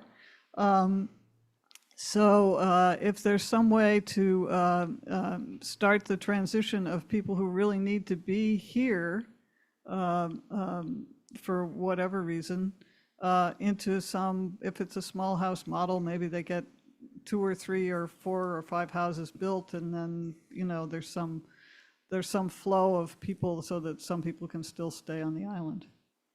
I don't know. That's my question.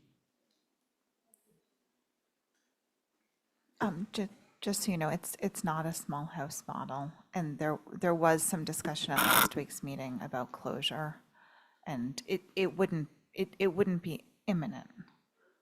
It's just we know that we have to build a new facility to continue in this business long term.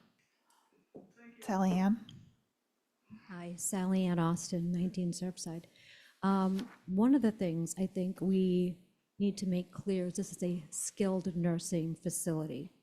And people, at least John Q. Public, doesn't realize that there is a difference between assisted living or an establishment like the homestead and skilled nursing.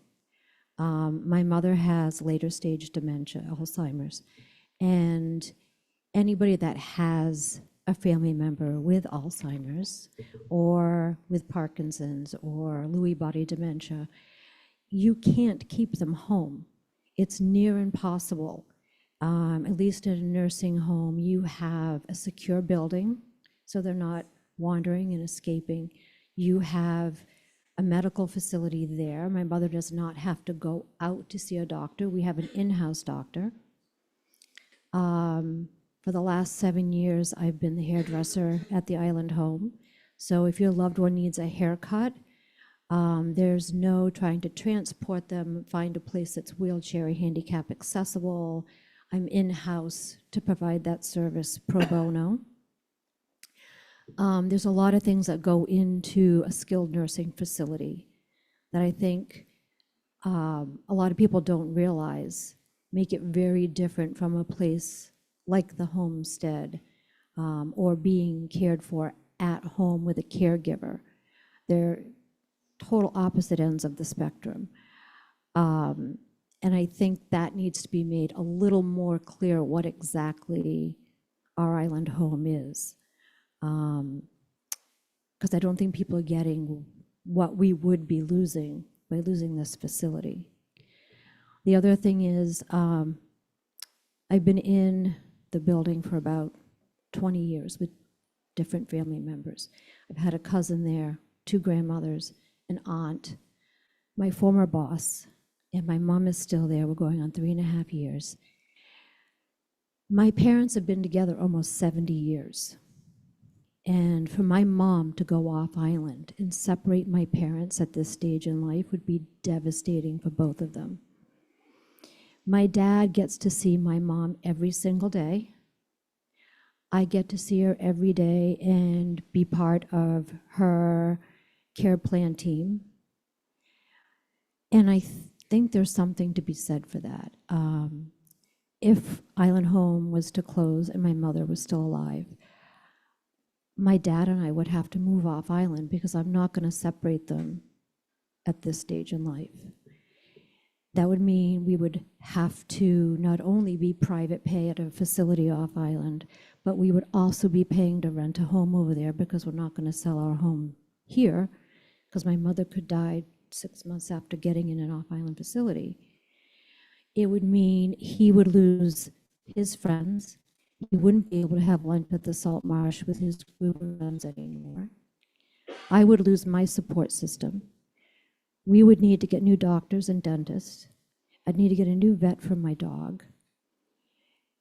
It would be a whole life upheaval for both of us if we had to move her off island. I also had a grandmother at a facility on the Cape for 30 days while we were waiting for a bed at the island home to open. The care at that facility in Yarmouth was so subpar to the care at the island home. And there are times, there are bumps along the way with the island home, but in the overall picture, you have 365 days of the year, and maybe you have 1 or 2 bad things happen in that year. Those are pretty good odds.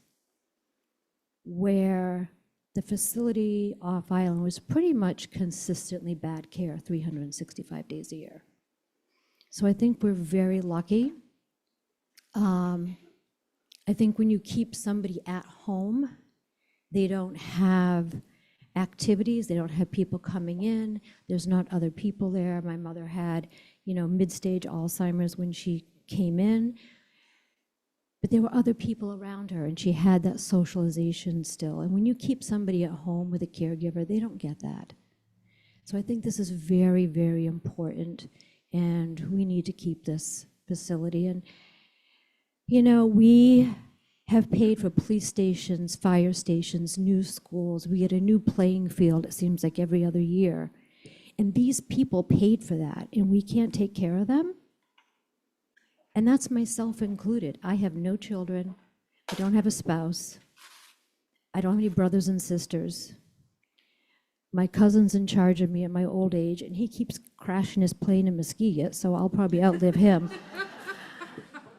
So I plan on living there too. So, we're gonna be a whole bunch of us that are childless and in the island home, I think. So we really need to keep it, and we need to make people realize what skilled nursing really is. Thanks. Thank you. Oh.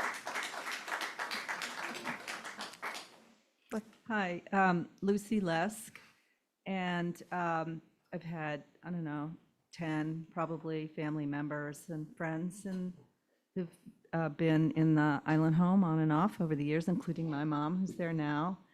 Same issues, can no longer, we kept her at home for 7 years.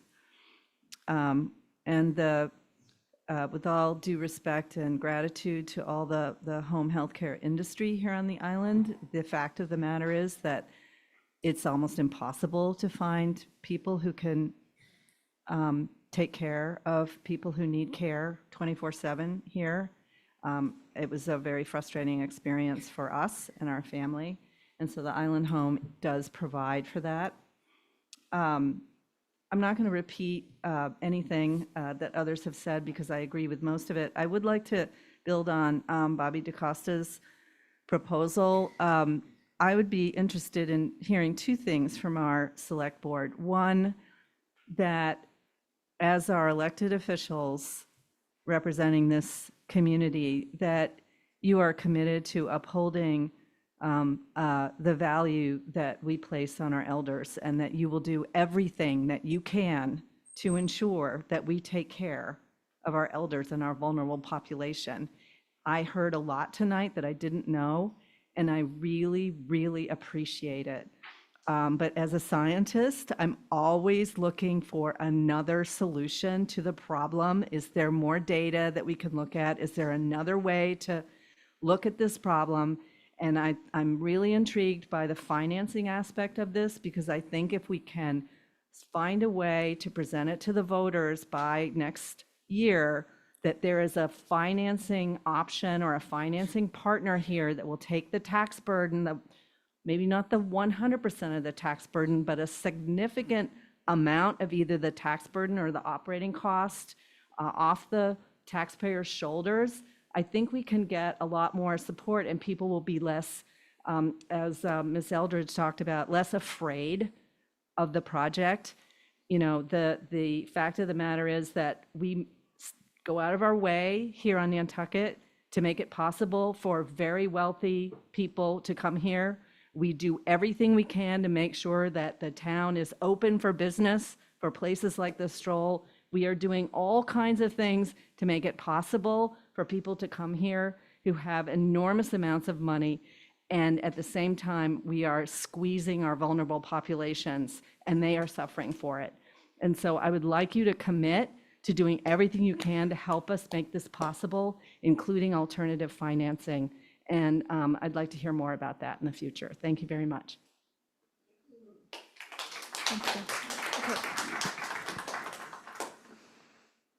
Nancy. My name is Nancy Newhouse, and I only have one son.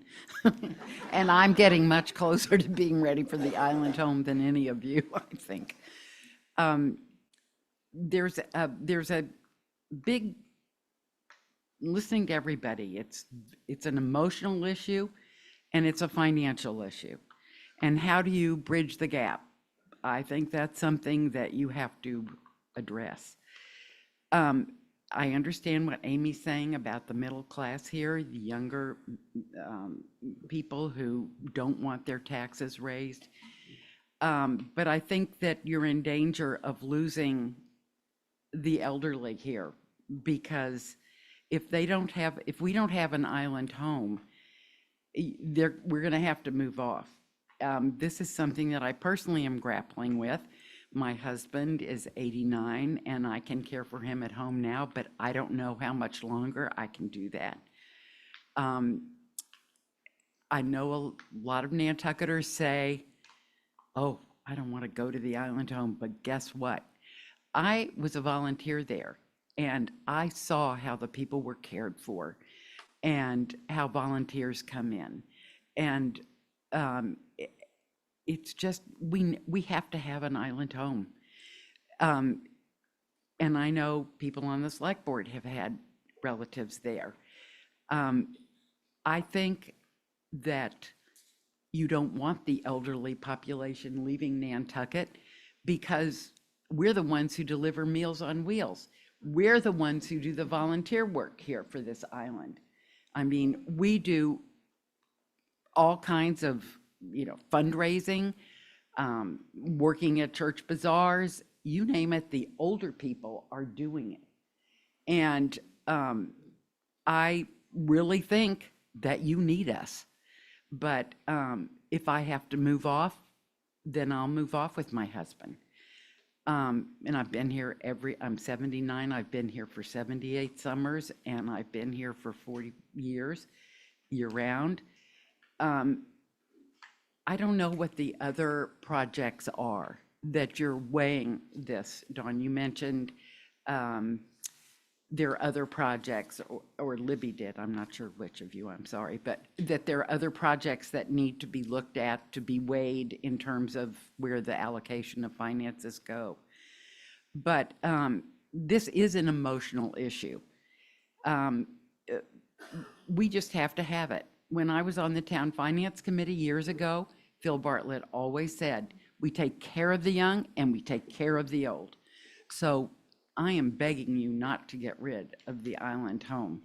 And one question I have, so it didn't receive a 2/3 majority at town meeting, but it was approved on the ballot. So what holds greater sway?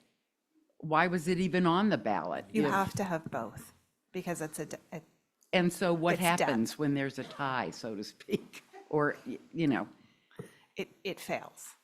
You have to have because of the both. finance part. Yeah, because town meeting requires a 2/3 for the borrowing, and the Okay. ballot requires a majority for the borrowing, but you have to have both approved. Okay, well, And please, one of them was approved, and that's a lot of my conundrum, is the broader voters passed it. well, I guess we're going to have to stack the town meeting. I think that's been done before.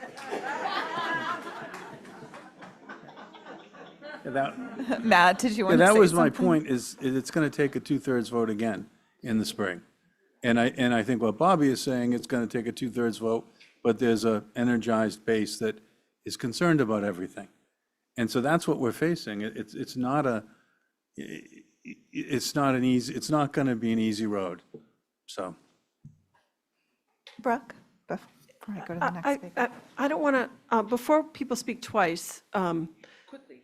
I want to say, I just want maybe ask to take the temperature of the board on one question, which is, how is the board feeling about putting this back on the warrant for 2026? Because I think that ultimately is the first question we have to answer, is do we have support to give the community a second pass at getting to that 2/3 at town meeting? And then I think we should also answer the question about whether that ballot measure can carry, whether we have to do that again. Yeah, okay, so we have to do both again. So 2/3 at town meeting and 50% threshold at the ballot. I will say for myself, I'm inclined to put it back on the warrant. And I think that the community hears loud and clear that this is the opportunity that exists. And so I don't know whether we want to go there and then decide in what form. I'm happy to pull the board. I don't know if anyone would want a show of hands of people in the room to take that temperature. How many, if you're comfortable with raising your hand, how many of you would like to see this return to the 2026 warrant? And how many would like to not see it return? Madam Chair, We've got a couple. may I ask a clarifying question through you, maybe to the room? The facility as it was bid out, I think is the question. Because I think one of the difficult things for me is sort of, this is great, this turnout is amazing. I heard from, between emails that we all got, texts and calls, over almost 100 people on this, and that's a lot. And there's a lot of questions that have been asked here that have been talked about for years. And it's impossible for everybody to watch all these meetings. I mean, that's why you elect us and to pay attention to this. So I think we would need like 3 hours to level set and kind of go through these things on the nonprofit part and the fundraising side and that the current facility is out of compliance with COVID regulations that came in after that, and we can't rebuild down there because of several considerations, and then the Massachusetts DPH and all these things. So there's all these things, but I tend to agree, based on what the community has said and who's here tonight and hearing my fellow board members, that if we're going to do this, it's going to be the facility as it was considered previously bid in its full capacity, because otherwise the funding model doesn't work. And because it is a 2/3 bar at town meeting and it requires another ballot authorization, that is a high bar. And that if the town wants to expend those resources and put those taxes and pay for the debt service, et cetera, et cetera, et cetera, then that speaks loud. That speaks very loudly in the community. So I would like to, if the chair agrees, to re-poll the audience on putting the old facility on, because otherwise it's the work has been done. The committees have met on all this. They've answered all these questions. Unfortunately, this isn't probably the time to go in. Erica? Sorry, just to clarify, when you say put the old facility on, you're not He meaning, means the plan. Yeah. but the plan that was presented at the 25 ATM. Old meaning new, right? Okay, Yes, just- exactly. Just want to make that very clear. Yes, thank you. It's what was That's- presented at the last town meeting. No, that's a good clarification. Yes. Yeah, 45 beds. With the possibility that it could be expanded to 57 Yeah. with a dozen double rooms, the capacity for the double rooms. So that's what Tom is suggesting. Madam Chair, may I just add one thing? Yep. Also, that the team has worked on this. SMRT are fantastic architects. They worked on Nantucket a lot and know the community. Our OPM is terrific. Like, they are well aware of the costs and working on Nantucket and cognizant of all the factors that go into this. So I just wanted to point that out. And what has been explored, to be clear with the first speaker, is other entities running this has been explored. That's what I was going to say. We need to, like, this is the type of thing, if we want to take care of our elder population or just our population that needs nursing care, which may not be elderly, it needs to be government subsidized on Nantucket. Government owned and operated. Yes. Diana Graves. My mother is at our island home. I'm in there every day. They tease saying maybe I should have a bed there. Hopefully not too soon, but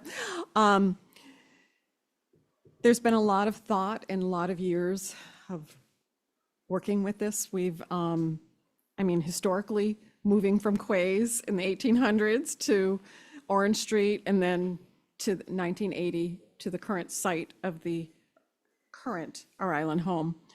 I think with only a difference of 33 votes for that 2/3 passing, with all the work, the $9,000, et cetera, for the planning, et cetera, that was for the new design, we'd be throwing that away if we don't bring that to town meeting. I've also heard that, we're the only municipally owned skilled nursing facility left in the state. Well, we're also the only town, district, and county that is 30 miles out to sea. We do things differently here. We have to be creative.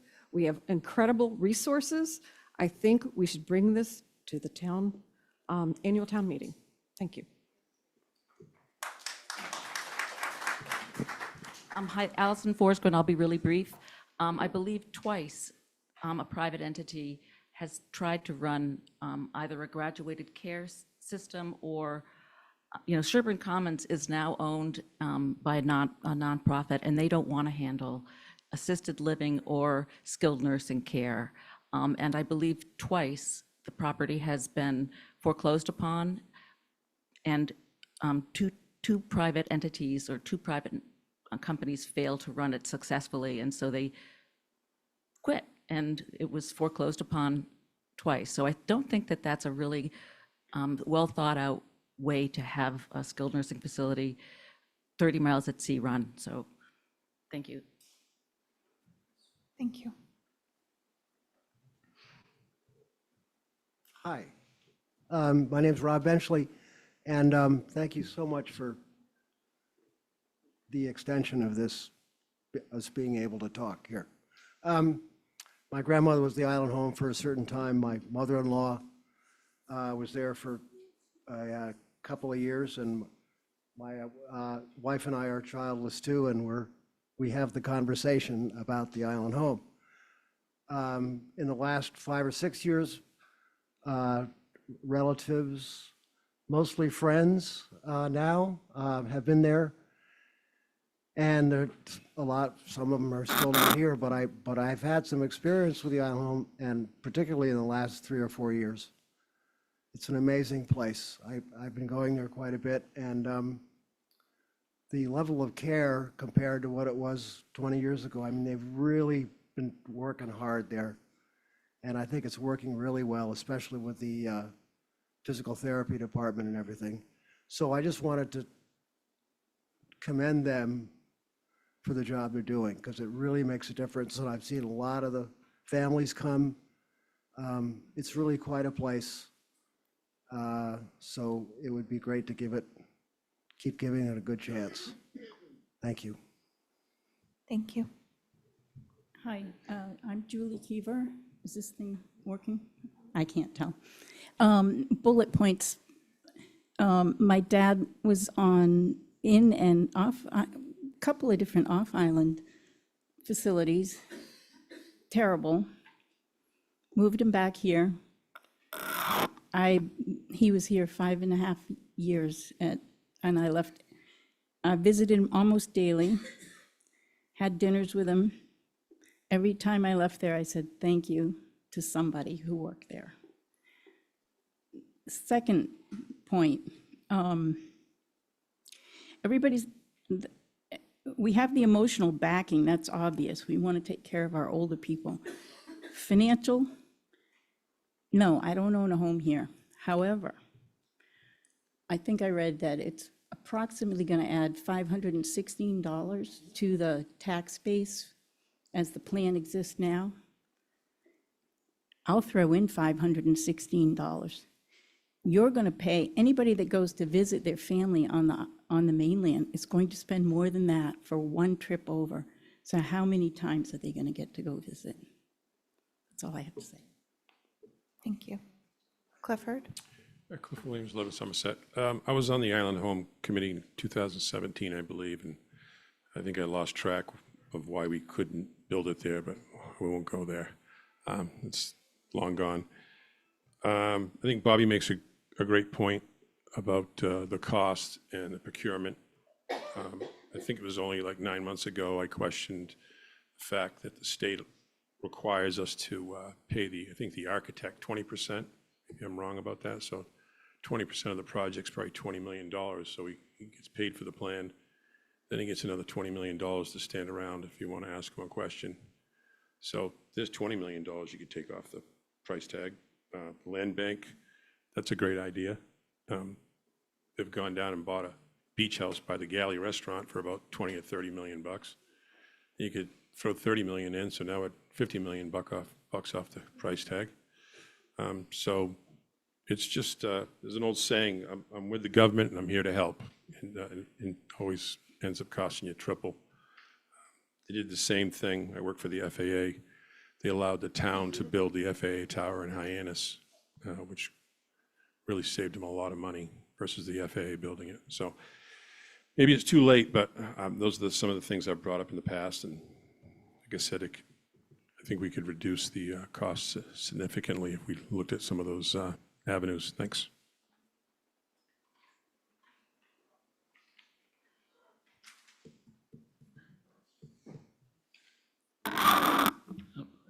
Clifford, definitely really tall. My name is Clay Evans, 41 Westchester Street. My mother and I have been talking about this important island institution over this past weekend and over the past several days. A lot of people have made really great points. I guess what I can relay is lived experience. Last year, my mother had a pulmonary issue and was hospitalized in Boston. Was a really tough experience, and we did Thanksgiving on the mainland in Barnstable, because there was really no rehab capability here on the island, and I think that really underscores why we need to put this back on the ballot. Currently, my mother she's at home on oxygen. She's been doing a great job with physical therapy. As Brooke Moore can tell you, I helped my mom with going to church 2 Sundays ago. But this is really a critical island institution, and one of the things that we're learning in grad school is that there's a great need to revamp institutions. Oftentimes we find institutions are not neutral, and that's particularly true of private institutions. I mean, there was a story on Boston 25 News about a family that lost a family member. I believe it was at a facility also in Barnstable, and that facility tried to charge that family $6,000 afterwards because they said that they didn't get a 30-day notice. That's why it's important to have a town municipally run, government run facility that has the people's best interests at heart, and there's no price tag that you can put on that. And if there's a concern about meeting the 2/3 majority at town meeting, as many people know, I do political campaign work on the mainland. I'm happy to organize canvassing efforts to reach out to voters here on the island. Anyone that wants to join me, I'm happy to teach the art of canvassing and reaching out and talking to people one-on-one at the door. It's a really great resource. Thank you. Thank you. Erica? Sorry, I don't want to beat a dead horse. But I just wanted to say, a while ago, I did speak in favor of our island home before the last town meeting. My parents didn't live long enough to go into our island home. And I'm now at 52, the oldest generation in my family. So I'm hoping that my need for a nursing facility is in the future, but we never know what's going to happen on a day-to-day, and I could have a stroke tomorrow and be there the next day. But regardless, the cost, I will admit, scares me. I'm a single mom with one kid in college and another one about to go. But I do want to say, again, when my aunt was there, being able to go and see her, and she wouldn't have been able to have home care. I was able to go there. I would read to her. I was there the day that she died, and to be able to have that. I don't know how many people have been around a loved one when they've passed, but it's a pretty amazing thing, actually. You think it's really sad and scary, and it's really beautiful to be able to be there for their last moments. And I'm just really thankful that I was able to have that. And I know a lot of other people want that as well.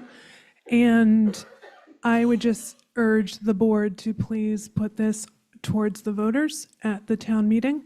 I do agree, it really shouldn't lie with the 5 of you. It should be with our community, and hopefully they will rise up and vote for this. Thank you.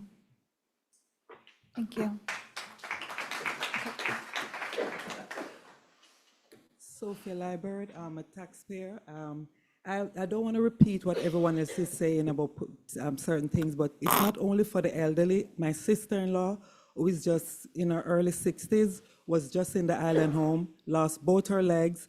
It was just a joy for my husband and our kids and every one of us. Her mother, who is in her 90s, to come to the island home and visit her on a daily basis. So I'm just saying I would love to see it back on the ballot for next year with didn't come out in numbers as we should. The workers, a lot of girls they didn't understand. It wasn't clear what was going on, what the numbers should be, because once we heard it pass, we think that was it, not knowing exactly what else was needed. So I'm just coming to say, please, the island home is needed, and we need it to be run by the town because we get better care when it's run that way. I hear what the first guy is saying.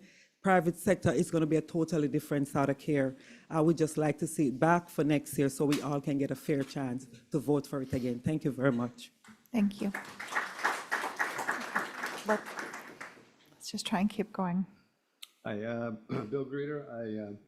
I'm arguing with myself about getting out of the seat because I said I wasn't going to do this, but damn it, I lost the argument. So what's the difference between the last town meeting that we had with the subject matter and a possible future one? A couple of things in my mind. First off, I think we keep hearing, well, you didn't make the 2/3 vote. Well, only by 30 plus people. Had those 30 plus people shown up to vote for it, we wouldn't be here tonight. We'd already be looking at trying to put shovels into the ground. So we fast forward to now to this discussion. But what's the difference? What else is the difference between the last time and this time? What's faster than the internet is Nantucket scuttlebutt. And one of the scuttlebutt items was, they're never going to close it. It's just a hoax. They're trying to suck us into doing this. It's an empty threat. And I think this time, I would commend this board for drawing a line in the sand. No, this isn't a fantasy. If this doesn't work, we're going to have to close it. Also the other thing that's different is this time there's been a price tag identified at what a closing cost was. That wasn't discussed before. So the more information you give people, I may not like the end result, but having had multiple members of my family go through there, I want to join that trend. Not today, but I like to have that as available. So I appreciate the fact that you are revisiting this, and I certainly hope that you put it back on the ballot. And then if it doesn't pass this time, we won't have to worry about where there's going to be housing because people are going to move off island to have to get extended health care. Thank you for your time. Thank you. Okay. One more? Yeah, Tom Montgomery.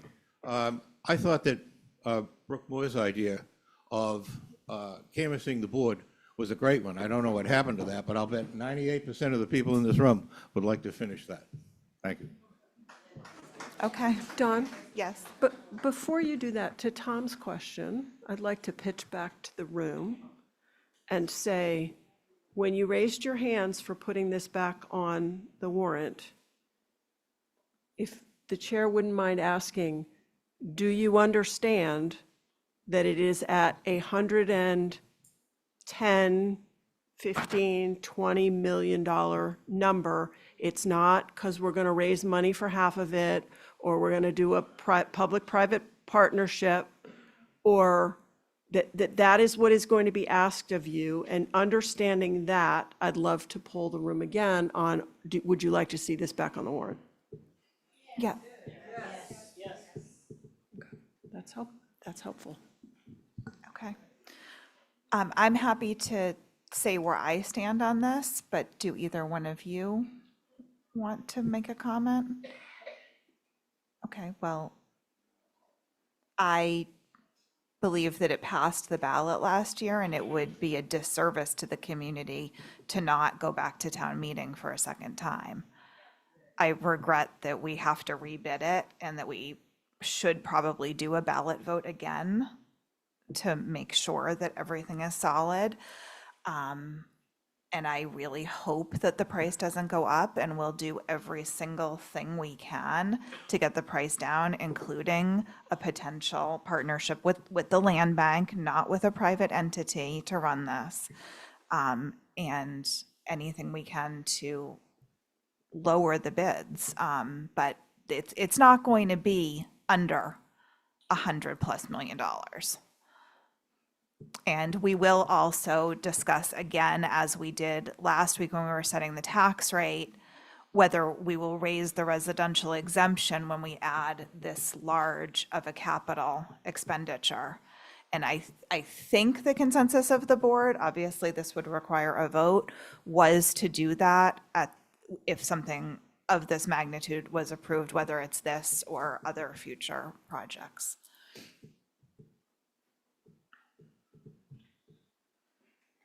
No, if I can, I think we should bring it back. I think that people understand the seriousness of it now. I mean, we said this last year. I remember Brooke saying stuff very similar to what she's saying this year, and I don't think anyone really believed it. And you know, we have a lot of challenges there, and you know, and I think that, but we should, you know, we should bring it and let the people vote on it. I think it's, you know, I think, I understand Bobby's concerns. I wish there was a magic, you know, some magic bullet that we could do, but I think we should go in understanding that it's gonna all be on the tax base and it's gonna be the way it's gonna be, and let people decide, so. Chair, this is obviously difficult. I just asked the island to really get past some of the emotion, because we talked about the moral need, about taking care of the elderly. But we also, someone said, taking care of the young. It's the young, it's our children and our grandchildren that are going to pay for this. Most of the people in this room will be residents there, but not by that time paying for it. And the cost is going to be higher than 100 and whatever it was. The operational costs are going to be higher and higher and higher. You may not like to hear this, but in the next few years, we're going to have a single-payer medical system in this country. Medical costs are going higher and higher and higher, and they're going to have, the only way that can be controlled was with a single payer. So the private insurance that people say, oh, we'll get more private patients, it's not going to be there. The only people that can afford private insurance in the future are going to be those rich people who are buying all our houses, and they're not going to use our island home. So our youth, our children are going to have a big price tag to pay. And down the road, if the economy changes, if things don't go so well, people decide not to come to Nantucket anymore, our children, our grandchildren are going to have some tough decisions to make about how to run this island, because the money may not be there. So I would love for an alternative to what we have. But fine, we'll take it to town meeting. But before you vote at town meeting, think really hard about what you're doing. Thank you. Hi, good evening. I just wanted to say to what Malcolm was saying, because I've been paying taxes for like decades. And I've been paying for schools and I've been paying for kids. And it's not like we haven't put out any money for the children in our communities. We have paid. And all we're asking is that there's some return on that. You know, I think we, you know, I have to first say I voted for it last time. I'll vote for it again this time. I think the fear in my mother's voice when she hears that our island home is going to close is just astounding. And so, you know, for that reason alone, I have to say, you know, okay, we want to make sure it's going to be there for all of us, because otherwise, all of us are going to go. And someday, there aren't going to be people with gray hair volunteering to do things, because it's going to be a work camp. And it's going to be for workers and the very wealthy. And I find that very unfortunate. If we continue down the idea that this is a resort and everything that, you know, some off-island place has, we have to have as well. Resorts don't have a lot of local community to them. They have pockets of it for people who can afford it. But anyway, I don't want to go on. I just wanted to bring up that point about we pay for children as well. Thank you. Okay. Thank you. We actually need to take a vote to solidify this. Is there a motion? Yes, I move that we put the island home back on the warrant and the ballot in spring of To 2026. finalize the bid. Yep, and Put it back pursue on. the bids and put it back on. At the full capacity of what it was, just because it was in our packet last week with the, Without the wing removed, essentially. And, Second. okay, all those in favor? Aye. aye. That vote carries unanimously. So I'm just going to take a 1 minute.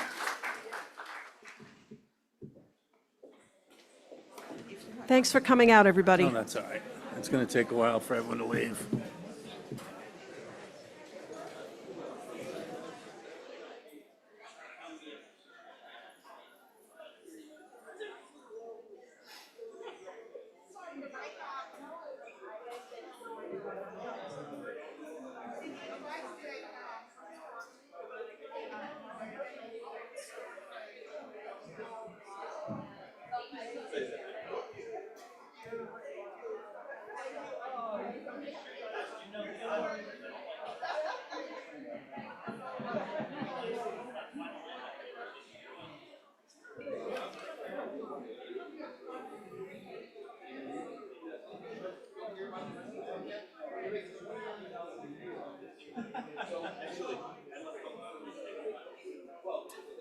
That's why Craig didn't care if he got stuck here. He's got 20 million in the bank. He's going to be buying a house. You're buying real estate on your trip, right? Actually, turn your mic off. Oh, that's all right.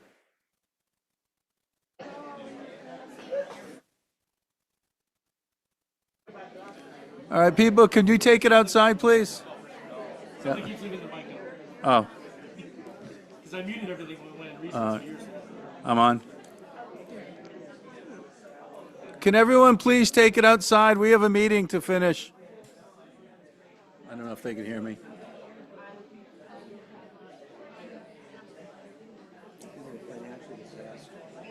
I think it is too. Sorry.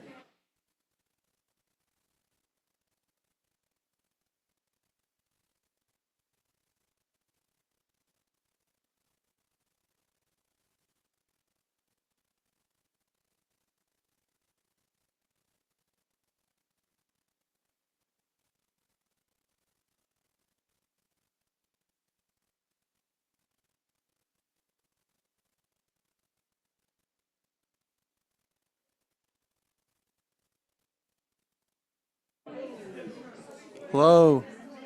Can we please go out, and guys? Hi, everyone. Oh, can you make us live?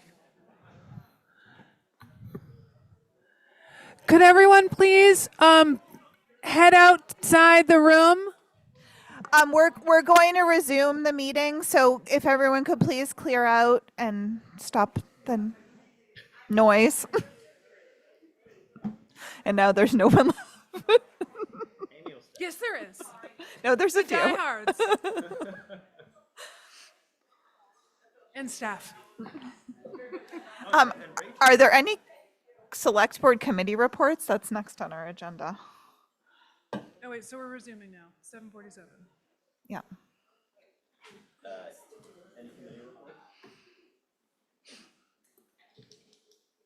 No? Okay, seeing none. Town managers report. Okay, so first off, we have an update on the Somerset Sewer Extension Project, and our engineers are online. I wanted to mention that this project has been in our comprehensive wastewater management plan for at least 11 years, and actually it was in there probably when we first developed a CWMP in 2004. There was an update in 2014, and we have done, we had prioritized the projects that are in the CWMP. They are primarily needs areas and a few other things. And we've, as you recall, we have done a couple of needs areas, extended sewer to them.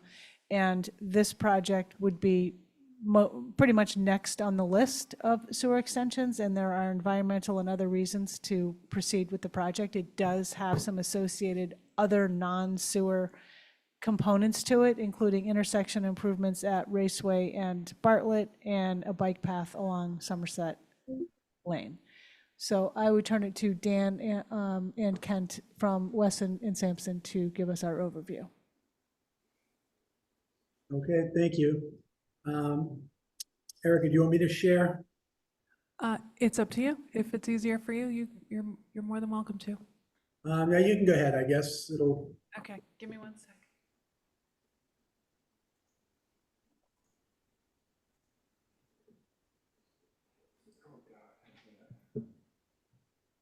What? Here we go. all right. Thanks. So my name is Dan Sheehan with Weston Sampson, and I'm a project manager with Weston Sampson. And with me is Kent Nichols. He's our vice president. So we're just going to give you an overview of where we stand on the Somerset needs area sewer extension. The next slide is just a brief agenda. I won't read all the topics. We're going to get through those. I'll try to be quick. I know it's getting a little late. Next one. So this is the history of the project planning. So as Libby alluded to, the first time Somerset was identified as a needs area was back in the 2004 Comprehensive Wastewater Management Plan. And by needs area, it means that the engineers at the time determined that it was recommended to connect the Somerset area to the existing sewer system in town, mostly due to nitrogen removal to protect the ponds. And as you'll see on the right-hand photo, Hummock Pond is the one in orange, Nantucket's the brown, and the harbor is the blue areas. So Somerset is tributary to the Hummock Pond watershed as well as Myakamic Pond. And then again in 2014, the CWMP was updated by another engineering firm, and they came to the same conclusion, recommending Somerset be considered a needs area for sewer extension. Then in 2020, Weston Sampson completed the sewer master plan for the town. In that master plan, we laid out how to connect the sewer systems for the various needs areas into the existing collection system. And then in 23, we did a conceptual sewer design and budgeted cost where we updated the costs for the project. Then again in 24, we did a master plan supplement, which basically updated all the needs area costs, so all of them were comparable at the same time frame. And now leads us to 2025, which we're under design right now for the Somerset needs area sewer extension. So that's kind of give you a brief history of the project and all the planning that's gone into it. So it has been since 2004. Next slide is, so the figure to the right is kind of shows the downtown area with this existing sewer system in red. And then the areas highlighted in black, the various needs areas. Hummock Pond North, Somerset, Hummock Pond South, Nantucket, Shawcombe. So the blow up to the left, the purpose of that one is to show you where the Somerset needs area is located. And then to explain that not only is Somerset handling those homes, but it's also being built for both Hummock North and Hummock South. Both of those needs areas will pump flow up into the proposed new gravity sewer on Somerset Lane. It'll flow down to the Bartlett Road pump station. From there, it'll get pumped to Surfside Pump Station and on to the Surfside Treatment Plant. Next slide would be, this is the overview of the sewer and water. I'll just back up and say, as Libby mentioned, this is a multidisciplinary project right now. What started out as a sewer and water project, we're now including other aspects of roadway improvements, which we'll get to in a minute, drainage. And the purpose of that is to try to focus on the one area and get everything done in that area. So you're only paving one time. The last thing you want to do is keep ripping roads up and repaving. It's very expensive on Nantucket. So this is the needs area in Somerset. So some rough project details is we're going to be serving a total of 937 properties. This would be existing and future. So approximately 444 from Somerset, 261 Hummock North, and 232 from Hummock South. It includes approximately 15,000 feet of gravity sewer that you see in the light blue color. About 8,000 feet of low pressure sewer, those are the orange lines. And that is with, those homes will be required to have grinder pumps. to pump the flow into the low-pressure sewer, which then pumps it into the gravity sewer. And then we have about 4,700 feet of a force main to take it from the Bartlett Road pump station up to Surfside Road. And then the other component is water mains. So the water department is coordinating with sewer department. So wherever the sewer department is going to install the new sewer line, water department wants to install a new water main at that time to serve those areas that are not currently served with water. And you'll see those areas in the darker blue. Those are overlaid with either light blue or the orange lines. The next slide, we're going to talk a little bit about the other parts of the project, which is the roadway drainage and multi-use path. So the upper right corner you'll see this is a conceptual drawing of the new roadway for Raceway Drive. The purpose of this is to work on the intersection of Bartlett Road and Raceway Drive. As you're all aware, that's a dangerous intersection. The current multi-use path on Bartlett has to cross over Bartlett Road to get to the sidewalk, which is currently on the north side of Raceway. So the town is in the process of acquiring some land at the corner of Hatch Circle to kind of round this curve out on Raceway Drive onto Bartlett Road to make it a safer roadway. And then the proposal is to move the bike path, which is currently really just a sidewalk, move it to the south side of Raceway Drive. So you have a nice smooth transition from Bartlett all the way up Raceway to Somerset. And that makes for a much safer area for pedestrians and bikers. And then drainage on Raceway will be improved, and we're looking to install a new infiltration basin down in the area of Green, just to the south of the intersection of Bartlett and Raceway. The photo on the bottom is basically the multi-use path that's been proposed to go from Hummock Pond Road to Raceway Drive. So as we showed, the red line on the Raceway is on the north side, the south side of the road rather, is the proposed location. Initially, the concept was to run the bike path or multi-use path along the south side of the road all the way up to Hummock Pond Road. However, we've come to understand now that the 15 Somerset Lane property has a conservation restriction on it, which actually has language that prohibits the use or the building of a bike path on that property. So we're looking at 3 alternatives to try to avoid that location. The first concept would be option 1 in the red dash, which would run along the north side of Somerset Lane from Somerset Road all the way up to Hummock Pond Road. That obviously is going to require a lot of private easements to build that path. The only segment that probably does not need any easements is the section from Raceway Drive on up to about 39 Somerset Lane. It looks like the bike path can fit within the right of way. So option 2 there is the green dash. That takes it on, where I said, on the south side of the road where there's no easement required. And then it continues up along the original plan up to 15 Somerset, which then would have to cross Somerset Lane to the north side and go all the way up to Hummock Pond Road.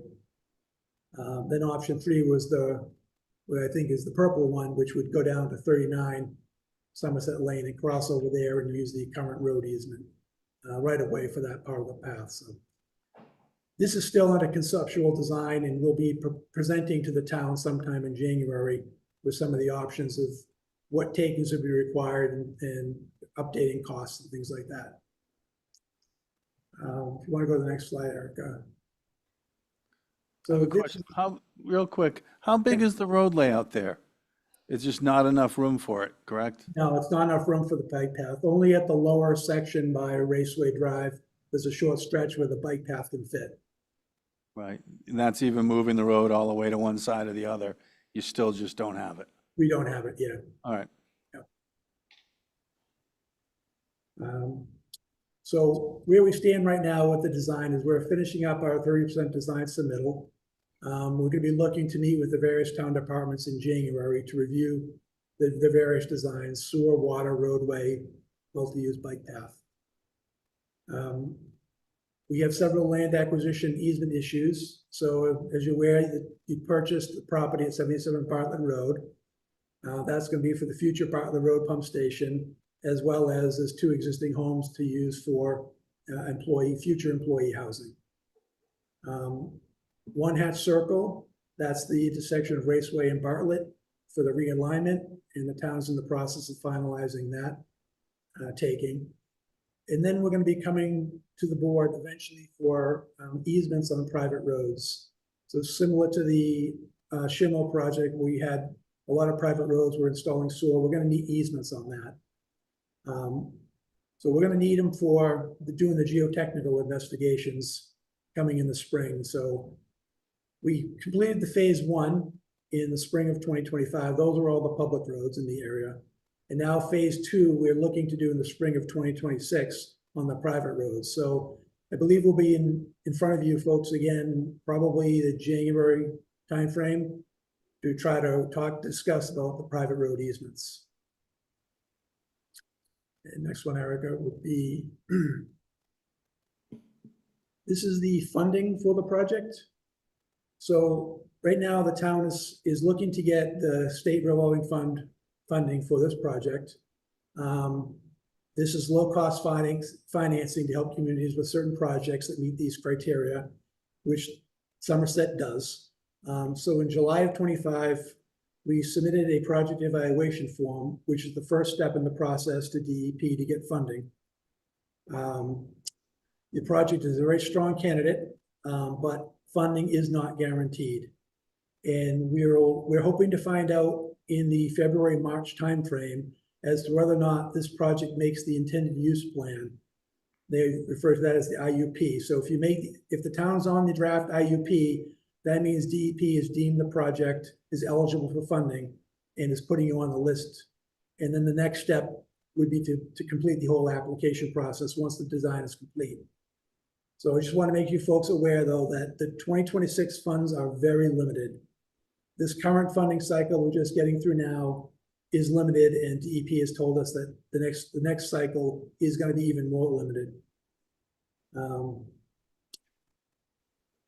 So you see the low-cost financing for the SRF program. If it's a nutrient removal project, which this project is, because we're looking to remove the nitrogen from the ponds, then the project would be eligible for 0% financing. If DEP does not continue with the 0%, then the town will be looking at 1.5% to 2% funding for the project, or for a non-nutrient removal project, or if they don't offer that 0% any longer. That little green box you see, that is some of the recent projects we've worked with the town on to get 0% financing.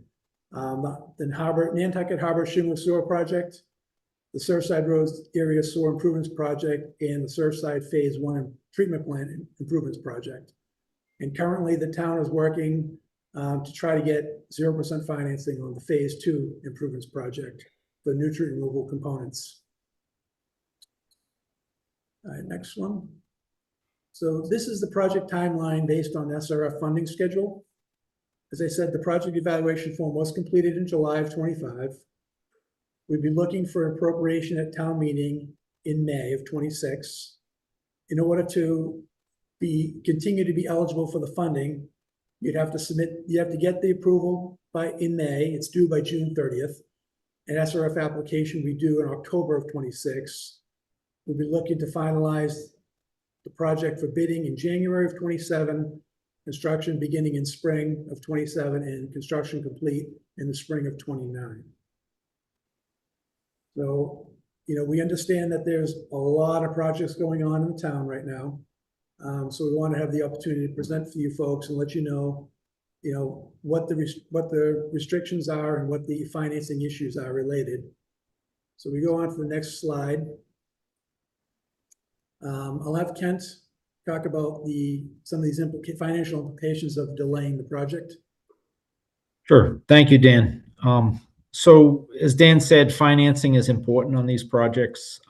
Historically, many years ago, there were grants available for these types of projects. At this point in time, the best funding available becomes the SRF program that Dan has discussed a little bit here already. One of the big challenges we face lately in the industry, and it's actually it's kind of come to a head at this point in time, is an extreme limitation on the availability of funding, such that where the SRF used to be readily available as a loan program, providing these low interest loans that Dan's talked about, cities and towns are now competing heavily for that funding. The funding is at pretty much an all-time low in all the time I've worked on SRF funded programs, which is from the beginning of the SRF program, 35 plus years ago. This appears to be the most limited year of funding available. The state, Massachusetts DEP, and the Clean Water Trust are struggling to try to find a way to build the intended use plan to fund the right projects. It's a highly competitive process, as Dan had noted earlier. And there's a significant amount of concern at the state level that they can't provide enough funding for projects. So the competition's high. At the same time, there is still a significant benefit from that funding. There's a little bit of a summary here of how much you would actually save on a $36.8 million eligible funding cost if you got 0% versus if you had to pay 2%, which is still an SRF loan, or something even closer to maybe 4%. If you had to do some funding on your own. There's also a lot of things that come into play that happen when you delay a project. One of the things that's happened greatly over the past 5 years is construction costs have risen drastically. So one of our goals is to try to make sure that we can get the project done in an efficient manner and balance the best available funding that could be out there for the town. Those are both significant factors for this project. And I think you're in a unique position right now where kind of competing for that funding is really important. Our hope is, as Dan said, you've got a very deserving project in Somerset. Our hope is that the state will see that, and when they release the intended use plan, which is likely still a month or two away based on recent history, they'll find that it's a good project and they will offer the funding to the town to be able to give you that low interest financing for the project. There are a number of other factors to consider. One thing, and Brian Turbot, your finance director, may want to jump in on this a little bit at some point, but there's also a need to separately consider debt exclusion, because you did already at a prior town meeting appropriate some of the money for the design and the pump station property acquisition. That was done previously to the tune of $6.4 million. At this point in time, that appears to require a separate debt exclusion, which will need to be done, I think, regardless of whether the construction moves forward or not. So, and then there are other factors to consider as well if we do delay the project. And Dan, you want to maybe touch on some of these other impacts that we could talk about? Sure, yeah. I briefly touched on the Raceway Drive, Bartlett Road roadway realignment, fixing that intersection, the multi-use path for Somerset Lane Raceway, the drainage improvements, and then the new water main coordination, as well as street paving. Those all would be going along with the sewer project. So if you delay the sewer project, most likely these will be delayed as well. The last bullet item is the potential housing at 77 Bartlett Road. So currently that septic system has failed, and the houses would not be usable without replacing the septic system. And our new pump station is proposed to go right where the septic system is located. So basically those homes would sit empty until the completion of the project. Once the station's built, those homes will be connected to the sewer line into the pump station. So that's just another impact to consider about using those homes. I know obviously the workforce housing is desperately needed in there. Next slide, Erica. So these are some of the projects, schedule options. So the total planned appropriation amount is $43.3 million. This includes the sewer, water, and roadway improvements, as well as drainage. So it's all lumped into the one amount. So based on the DEP funding cycle, our recommendation would be to keep the article on the May 26th town meeting warrant until the IUP status is confirmed and known from DEP. So if you do make the IUP and you're going to get the favorable funding and potentially 0% interest, and you saw that was quite a large number for interest for that project, then you could move forward at town meeting to approve the project to move forward. Under scenario 2 is if you're not included in the IUP, which means DEP is not going to give you funding, at that point, you could withdraw the project from town meeting and put it on next year's town meeting and then reapply for funding at next year's cycle in July of 26. We just reapply for the funding for the following year. So these are some of the advantages of doing that is you provide access to SRF financing that is not guaranteed in later years. It does reinforce the commitment to completing the CWMP projects if funding is secured. And that's an important aspect for DEP because you want to avoid the perception that you're wavering on doing these projects. And I would offer, Dan, here that I think the state is trying to make some very good but difficult decisions on offering funding to communities. And one of the things they've expressed concern on recent projects to many different communities is trying to list communities for funding, offering funding, and then finding that those communities don't proceed when there is such a limited amount of funding. So there is a heightened awareness with the extreme limitation on funding this year in particular, and it has been building over the past couple of years, such that I think the state needs to be very cautious that folks that are being offered funding need to be ready to proceed with their projects. And it will likely affect their future decision-making when they come to try to assess whether the town is a good candidate to offer some of this advantage funding to. There are some additional factors at play here as well. One of those is the changes that were made recently on the Cape Cod to Title V requiring septic system replacements in nitrogen-sensitive areas that had been identified in prior planning. That policy originally was scoped to include parts of Buzzards Bay and parts of the islands, including a significant number of the needs areas in Nantucket. So there are some factors on the regulatory front that could come back into play if the town is perceived by DEP to be wavering in its commitment to this. So there is quite a bit of concern here that taking the funding when it's available is a good policy for the town. Again, no guarantees for sure, but it's definitely something that the town should be thinking about. So. And so if, just to reinforce something, Ken, so if the town decides not to move forward at town meeting and DEP does give you the funding, you will not be able to receive that funding without that appropriation in time. That's right. So it is kind of an important step that you can make the decision to move forward at town meeting. And like I said, you can always withdraw that if you don't get the funding, if you think you need to wait for better financing. Matt? How do you plan to apportion this expense? How much is on the taxpayer? How much is on the sewer users? Is any of it going for new connections? Have we figured out that split yet? No, that's a discussion that needs to be had still. The last we had discussed with folks was that it would be similar to SHMO, where they would go towards the tax base, but that's a decision for the board to make.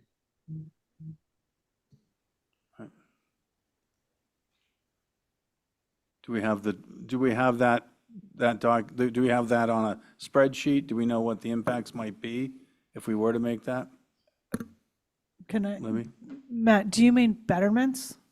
Well, Or not- do you just mean a sewer connection from the street to somebody's house? Well, I remember back when we started all this, it was, the whole discussion back then was if we put it all in the tax base, the taxpayers couldn't afford it. So we put a third on the tax base and a third on new users, and we put a third on the sewer users. And we split it up so that people could, afford it. And if I'm just asking, are we going all back to on the tax base because we've got the collision going on? I think Brian can address the one-third, one-third, one-third Right. situation, because that was not how this Harbor SHMO project was No, that was funded. all tax base, yeah. $45 million work done at the sewer treatment At the plant plant. was one-third, one-third. One-third of the tax base, one-third through the privilege fee initially to the users that were benefited, and then the remaining third in the sewer rate itself. Nantucket Harbor Shimo, if you remember, the board at the time that that project advanced made the decision to put the entirety of the cost, design, construction services, and everything associated with it through a debt exclusion into the tax base, because at the time the board felt that the extensions were beneficial to the entire island. So I don't think we've made a complete decision, but I think that internally we've talked that for consistency, that we would likely recommend that this be done in the similar manner to Nantucket Harbor Shimo for those very same reasons. Right. And what I'll counter that a little bit is those are the arguments when we were talking about the plant, and it's for our benefit, but when no one has looked at whether it really is, like we might be stopping nitrogen from going into the harbor, but we're adding a bunch of other, or into the hummock pond, but we're adding a bunch of other. If we're adding more building and more hardscaping and more cars and driveways and everything else, no one has really studied the impacts of some of these. And so, I know we do have to do it, but I think we have to be careful we have to figure out how to proceed in a way that makes sense and makes sense fiscally. I'm very concerned about us, loading everything onto the tax base. If there's betterments or if there's, I'm not sure what it is, but we should be looking at all options on this, not just assuming that we can put it on the tax base because our rate is low and rich people pay 80% anyway, because that is a myth, and people are starting to understand it is a myth. So anyway. I would want to say that if the board as a whole wants a betterment option to be looked at, then you should tell us that, because otherwise that was not in the plan to do. The plan was that this project is funded through the general fund. One point to follow on to that, Libby, is that based on Weston and Sampson's proposal here, about $7 million of that would be shifted to the water company, because they would be responsible for paying the debt service associated with the extension of the water mains. And the bike path part is funded, not in SRF. It could be included in the debt exclusion. It would just be an ineligible cost for SRF, correct? Yeah. Well, I would like to know what other options, if any, we have other than straight tax base. Well, betterments would be the option. When you were talking about several years ago about the Harbor Shimo project, there was some early discussion about could half the project be funded by the general fund and the other half through betterments. That did launch into quite a discussion with those who would be bettered. And I don't know if anybody recalls this, but we had some informational sessions and select board meetings where there were lots of people who came in and spoke about things like, I'm going to have to leave the island if I have to pay a very significant betterment like this. So if the board wants us to show you what betterments might look like in some sort of fashion, like 50% general fund, all the rest betterments, or 100% betterments, I guess we can do that. You should. I was here, and I have family members who were, so not happy. Dawn? Yeah. I mean, I would have a hard time shifting the policy for one sewer project, making it different. It doesn't make sense to me to have done one on the tax base and not do. I realize today's different from yesterday, but it just feels like a shift. Well, when we kind of did shift it when we put it all on the tax base again. When we did Monomoy, the promise was the person at the end of the road would pay for everything. And it never happened. We put it all on the tax base, and we followed that. And then we didn't follow it on the plant. We did it slightly differently. And I think that, so this is sort of, I just worry financially with everything we face, how, this is just another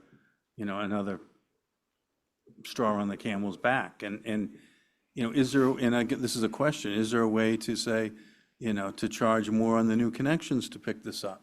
So if someone is just connecting their existing house and it stays the way it is, and it's and we're getting some benefit because now we are taking pollutants away from going in there. But then if someone says, well, I want to add another house, or I want to have 2 houses and do whatever, then maybe we charge more. I don't know how you would do that, but if we could say, oh, your connections in this area is why, I don't know, like, I just, because I think that there is an impact that's going to happen here. It happens everywhere.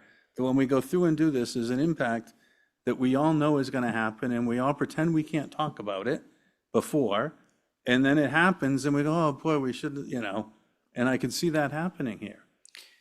I think those watersheds are going to be under more pressure than they are already when we do this.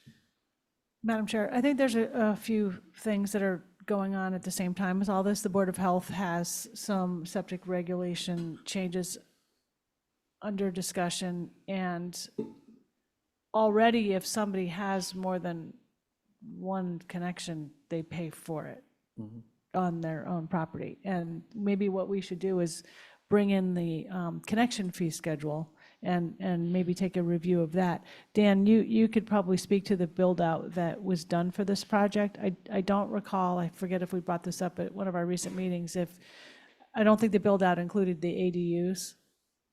No, they did not at the time. Okay. So that is, I guess, I don't know what it would take to examine all of the properties in the Somerset needs area and determine which ones could support an ADU, which would be a little bit more of a connection cost, probably. Yeah, So and- anyway, I'm sorry, my point was just, we could bring in the fee schedule and show it to you and see what you think. And there is the capacity user, what's it called, the capacity? The capacity utilization fee. The that- capacity yeah. utilization fee that will apply here. Yes, correct. Malcolm, were you going to say something? Yeah. Okay. I have a couple of thoughts, but do you want to go first? So I have a question. When you were talking about the state looking at whether we do this or not, and perhaps coming back and imposing new regulations on us if we don't do that, did I hear that right? Like that sort of the potential for further requirements is perhaps being held in abeyance in anticipation of us doing the sewering? Yeah, I would clarify that. We don't know what will happen. We can't predict what the state will do. But back when the change to Title V, that was basically what they called it, was the nitrogen sensitive area bill, prompted a change to Title V that would require all these nitrogen sensitive areas to be upgraded, all septic systems, not just septic systems on change of use or change of property. That original regulation was flagged to be part of Nantucket as well as the Cape. It was pulled back from both Buzzards Bay, Nantucket, parts of Martha's Vineyard. And it was pulled back partly because of a lot of negative public comment that it was a very invasive policy.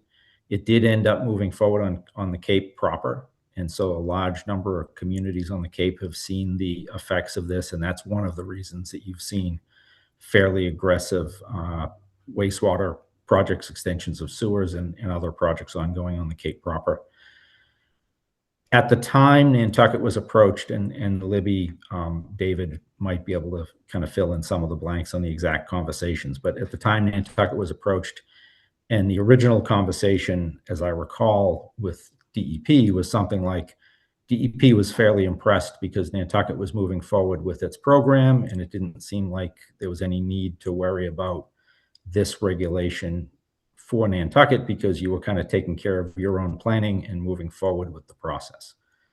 So while we can't predict what the state would do, it certainly is reasonable to expect at some point when you put together a comprehensive wastewater management plan that says you're going to do, these several things over a period of time, at some point the regulatory agencies start to ask the question, how are you doing with implementing that plan that is part of what the community made as its own decision on how to address environmental issues in town? And so that's really the question that's out there. And like I said, we don't know. I mean, it could never come to pass, or it could happen in a year. We do know that DEP has reached out to communities in places that were previously kind of flagged for this new regulation and talked a little bit about the fact that it's still on the table. But we don't know anything beyond that right now. The challenge that we see is it comes in alignment with the same time where the funding is so limited that when you get to the point where you're offered funding and you refuse the funding because you're not ready to move forward with the program, it kind of invites the question. And I don't think it's a negative thing necessarily. The regulatory folks are trying to do their job. They're trying to keep an eye on the big picture as well. So it's an unknown for sure. But when we think about betterments, a betterment might be less than being required to do an IA system.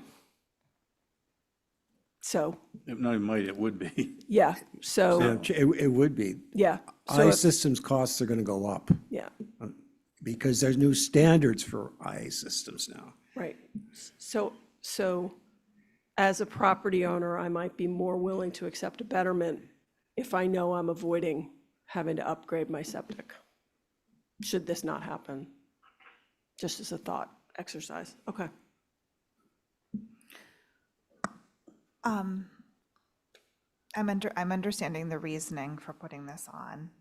I'm concerned about putting too many very large capital projects on the same warrant, which we just agreed to take another pass at the Island Home. Have we looked at all about, is there any way to phase this project and cut down the cost? One, do we, what was the total cost of the Shimo project, all said and done? Two, and my other, just sort of not really a question, but a thought for the board is, I'm not sure that this is going to pass with people's development concerns, because what immediately comes to my mind is this is going to open up, I mean, to scapegoat them, pools. All these lots are going to be able to have pools now where their septics were. And that just makes people voting at town meeting get very upset about that idea. So those are just I think we my have to thoughts. go forward with it. I mean, we're getting into almost like the last discussion we had. People are going to leave the island because our taxes are going up, or they're going to leave the island because Hummet Pond is green, I mean, we have to do this just from an environmental status. Don you're absolutely right about the pools. That is one of the, we're measuring for nitrogen, but then we have a bunch of pools put in, and some of them are saltwater pools putting forever chemicals into the environment forever, or some of them are chlorine, and so it's, and we're not measuring for that, but that's still going out and doing the damage. So those are the kind of things, when you really think through some of these, that we have to think through. Madam Chair, at one point, when I thought I had lots of time, I was going to put together sort of a citizens warrant article to deal with some of this expansion as a result of sewers. And it got very complicated. I talked to John a couple years ago about it. We never really got far with it, but it's something maybe I'll do next year. You're not the only one who's thought about this as well. I've thought about preemptively making changes before sewer goes into a neighborhood to mitigate the development potential that a property owner does not have today. So we're not taking it away, we're preemptively limiting it for when the sewer goes in a way. But it's hard to do because you're mixing zoning. It's really hard to do. I talked to Plus about it too, and it's not easy. Madam Chair, I attempt, maybe I'll do that, my project for 2026. The biggest, I'm sorry, the biggest reason it's hard is you're going against people's self-interest. If they can keep this for free and get it for free and not pay, then, and they see it as the potential that you might take, you taking something away, away, even though they don't even have it yet. They view it as, oh, they might do it, I'm gonna get it. Then they've already in their mind figured out they have it. So that's the hardest part is I have a buddy who says, when these things these all fall one direction. They're on a fence and they all fall one direction. Well, then that's not an accident. They didn't slip, it's going the direction of the profit motive. And so that's what we're sort of fighting against that if we're not careful. Anyway. Brian? Madam Chair, to answer your question, Nantucket Harbor Shimo was just total, I just looked up what we had charged against the account was just under $21 million for everything. It was originally authorized at $41 million, and we rescinded just right around $20.8 million total with that, so. I was gonna guess 18, so I feel pretty good. And that probably won't happen again. Because that's when That you'll guess Robert 18 Biala or first no? came and then realized how much they could charge you. I probably not. Yeah. All right.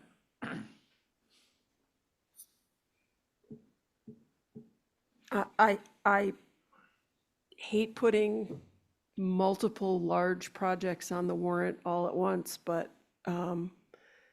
they're compelling reasons to move this forward, I think. So, and at the very least, if we don't get the 0% financing, we do have the option to say, to take it off.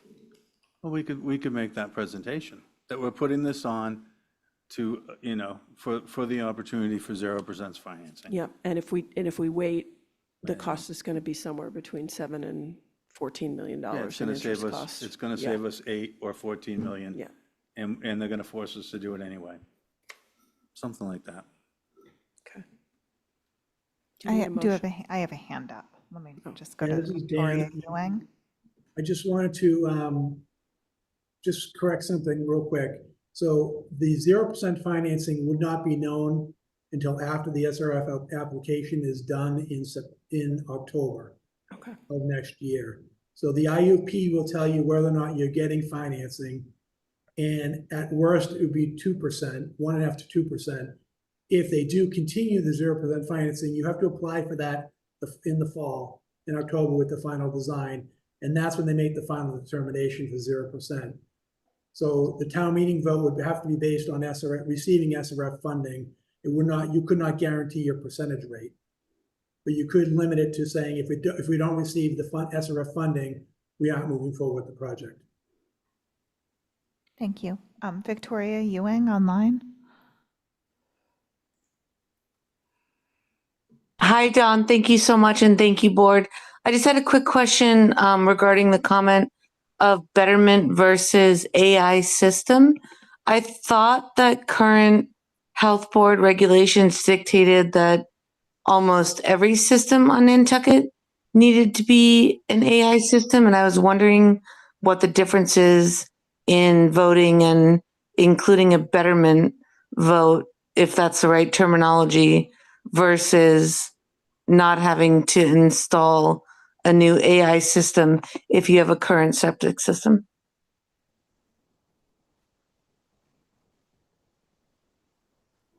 Only in certain areas, right? Nitrogen sensitive.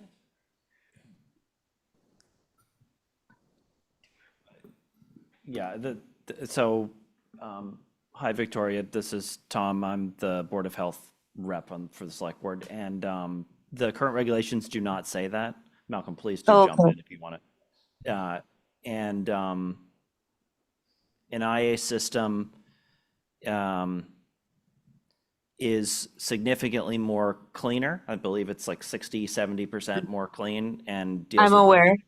Yeah, I'm aware. Of course, yeah. nitrogen. And what was the second part of your question? I apologize. Well, you guys were speaking earlier about a betterment, us voting and putting this on the docket for the betterment. And I live in the Somerset area, so of course I'm for the betterment of the system. But and I work in the regulatory processing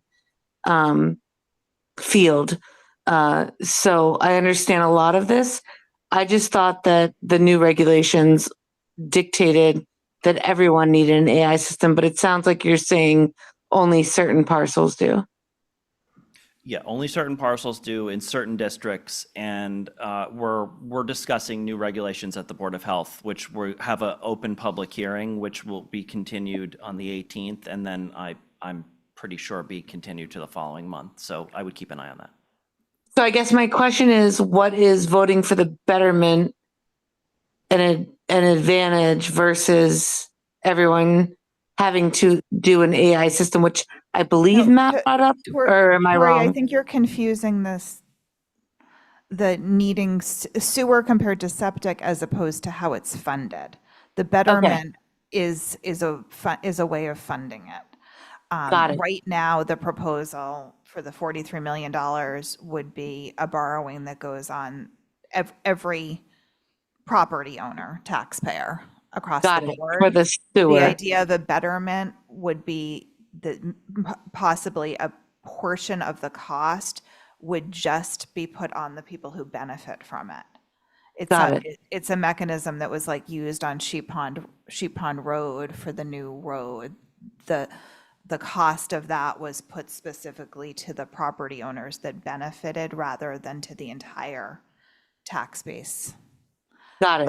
Okay. So that was what the debate was about, and that was a part of it's just a different way of doing the funding. Yeah, of course. Okay. Brooks' comparison was an AI system, which, is quite expensive significant. compared to Yeah. what would the betterment be on that property owner. Okay, of course. To get this Yeah. approved by not putting a total of $43 million on the tax base. Does that make Okay, sense? I completely understand. Thank you so much. Okay.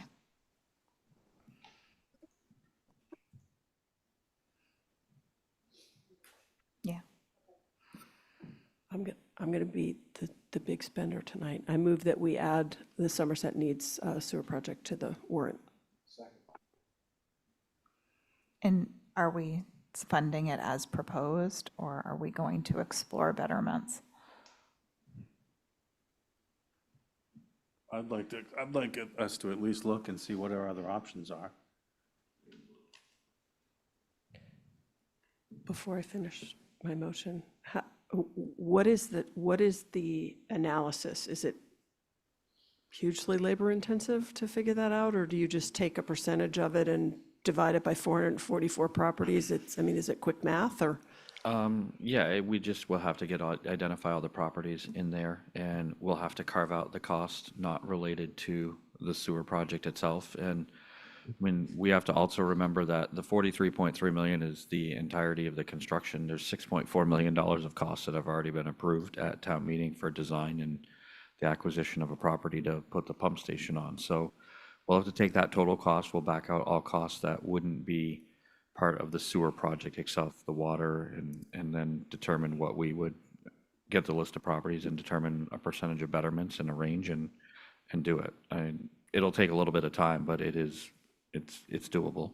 And then now that property tax values have been certified, tax rate hasn't been finalized, but the values have been done, we can create the impact calculator for all the projects proposed that may go forward to the 2026 ATM as well. So we can have that all calculated, and we can present it to town administration for discussion with the board. Through you to Matt, Matt, are we talking 25% betterment of the cost betterments, or I like, don't do you know. want to look at a couple different, we Yeah, should we'd have to, once you specific- had it in, you could plug, once you had the inputs, we could put some different things and see what it did. see what it is per residence, and I don't think we have to make that decision with this vote. We'll put it in the warrant and then figure it out. yeah. How we write the warrant. Okay, so I would say that my motion would be that we put it on the warrant pending further analysis of the potential for betterments. Second. Okay. All those in favor? Aye. Any opposed? I'm in favor, but tough. I'm actually opposed to this one. I don't think it's ready. But it carries. Tom, did you vote? No, 4-0. I did. Sorry. I didn't vote. I vote no as well. Okay, 3-2. No, I might change my vote. But too late? All right. No, I know. So also, while we're still on the subject of sewers, we are working on a workshop review of the sewer master plan because there is much more to the sewer world than this project. And we're working on a date in January. TBD. Talked a little bit about it. We haven't totally finalized it yet, but that's coming. What does this make the total for this town meeting? You know, what was the, you know, sort of the override slash total? If you can stand by for a moment, we're moving, the next item on the agenda is proposed capital projects for fiscal '27. And all will be clear to you then, in moments. No, I know it's here. So if we're possibly ready to move to the next town manager report item, it's a review of fiscal '27 proposed capital project recommendations by town admin. And I will note that many people left this room after the Island Home discussion, which is unfortunate because there were some concerns expressed about the magnitude of capital projects on our horizon. So while I wish that people had stayed to hear these very informative presentations, I hope they are at least watching this because as has been, the board has struggled with this tonight and putting what's going to be viewed as and is a real growing burden on taxpayers with a significant amount of capital projects that are coming down the line. So I will turn this part over to the finance director, and is Sue on? Deputy Finance Director Sue Carmel will believe she is as well, contribute as needed. And so Brian's going to take us through this presentation. Thank you. So we're here tonight to give you an update on town administration's recommendations to the Capital Program Committee. Next slide, please, Erica. We'll take you through the capital plan status, the general fund recommended request to Capital Program Committee, enterprise fund recommended requests, some updates on the program committee status, and be happy to answer or have a discussion or answer any questions of the board. Next slide, please. So the capital plan status as of today is town manager, town administration has done their RORI rankings and made recommendations for not only general fund projects, but also for enterprise funds that are within the purview of town administration, being sewer and island home and stormwater as well. The Capital Program Committee undertook a rather intensive review of the relative order of ranking importance, also known as RORI, system in the software, and made some substantial rewrites to it, which took a little bit longer to get implemented, but we are there and projects are being ranked. All departmental presentations to the Capcom have been completed, and Capcom has now begun their evaluating and prioritization phase. And once that's done, we'll get their median ranking, and we'll go through the normal exercise of working between the two to ultimately come to the recommendation. Next slide, please.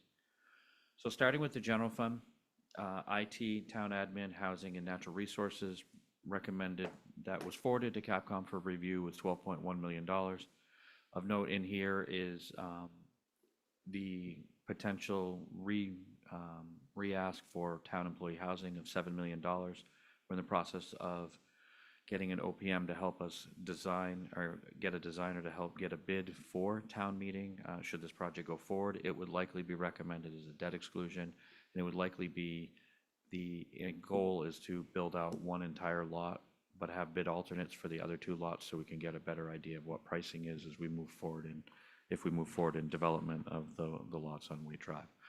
Next slide, please. Sorry, Erica.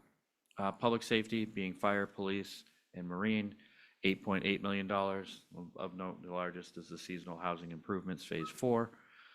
Internally, potentially a debt exclusion, or we may internally decide to fund this potentially through the levy limit, as we did with the most recent phase 3 as well. Next slide, please. Public Works, DPW Central Fleet, and then DPW Facilities, $2.4 million. New DPW facility design is back in at $1.2 million. I believe that the town manager and myself has settled on that we will use free cash to pay for that supplemental design request to move that project to final design and potentially to bidding. Next slide, please, Erica. Thank you. Park and Rec and DPW Transportation, 15.6 million. Really the largest item in this is the Tom Nevers debris removal. This would be phase 2. Phase 1 started, I believe, this week. I think I saw a picture somewhere of fence going up in some of the area at Tom Nevers as they start that project. Brian, Yes. I'm sorry to interrupt. I just want to mention, at your meeting next week, you will have an overview of the Tom Nevers project. So we'll talk about hockey rink reconstruction at that point, and I'm sure we can work that in, yes.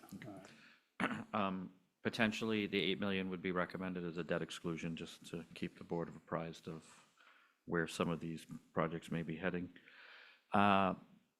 Next slide, please, Erica. I'm sorry, I was a little slow on that. Public schools, 23.2 million. The largest, obviously, being the much discussed campus-wide improvements, track and football field. This is asterisk because the 3 most recent proposals actually are at almost 24 million, and the school has some additional costs that would need to be included in that, and they are still not finalized what path they're going to go down on this.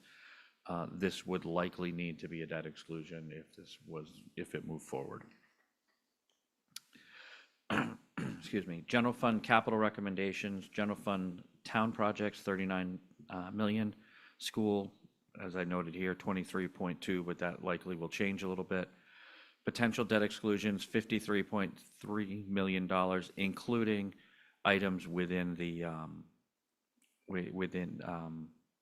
includes Somerset Needs Area and Children's Beach. So total general fund capital, 115.5 million. Potential, depending on the, where Capcom settles as well. Enterprise fund, $3.2 million for airport projects was advanced to the capital for their review as well for fiscal 27. Next slide, please. For sewer, stormwater, and water, $66.1 million. The majority of that you just heard a presentation from Weston and Sampson on, which was the Somerset Needs Area construction, and then potentially just over $10 million for the supplemental funding for Children's Beach Pump Station and a truck for the water company, I think was their only ask. All told, enterprise funds $69.4 million, less the 2 debt exclusions, potentially proposed just over $16 million in enterprise fund capital.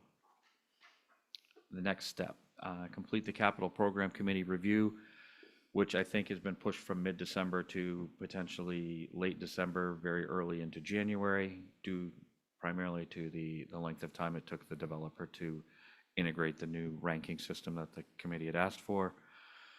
We are already internally working on making recommendations to town administration on how to fund what had been advanced and what we could look to push out if we needed to.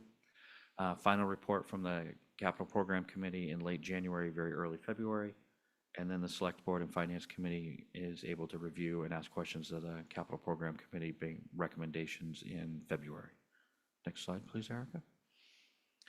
I think this might be kind of what you were talking about, Matt, which is this is the future debt exclusions. We've tried to put them into buckets of when we expect them to potentially end up on the warrant based on the current knowns and what's in the CIP plan. I'm not going to take you through all of this, but the number at the bottom presents totals over the next 8 to 10 years of $1.1 billion.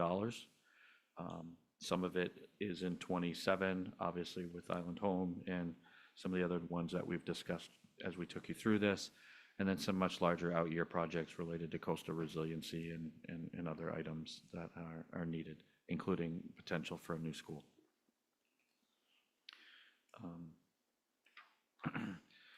Graphically, kind of just showed that we have a period of high number in 27, potentially kind of a lower number in 28, and then it kind of rides this rolling wave of planning right now. We are looking at how to potentially smooth this out, but that is still a work in progress. and how much is dropping away? That hasn't. It has, and it's not a lot. It's not a substantial amount for another about 5 years before we see a substantial decrease in that debt. I will tell you, In 2029, the public safety, the public safety portion, not the fire station portion, does drop completely off after that. So there is some coming in the future, but it's not a lot for the next couple of years.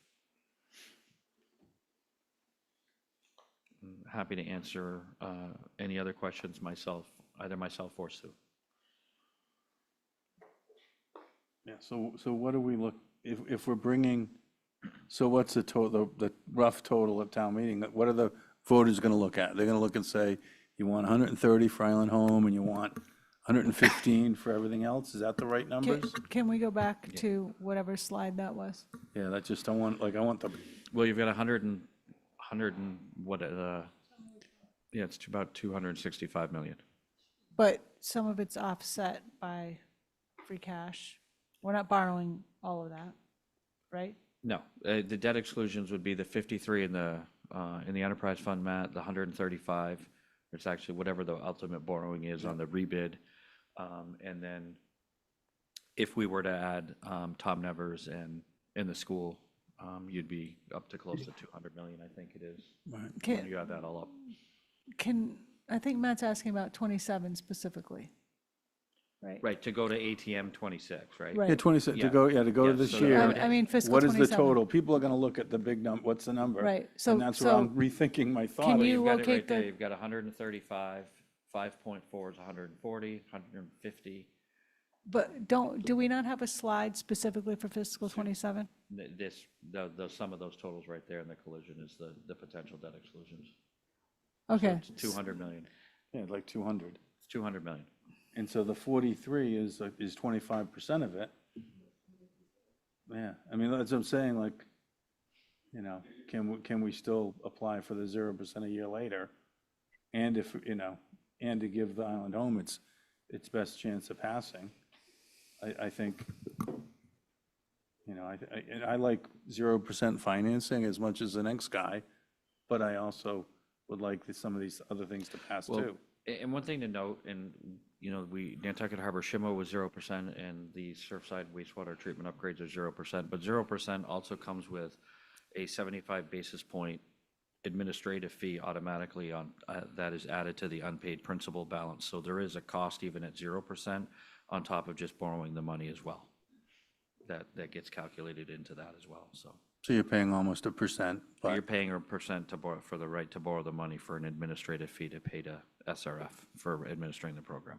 right. And our borrowing is what, 3 to 4 now, 4%?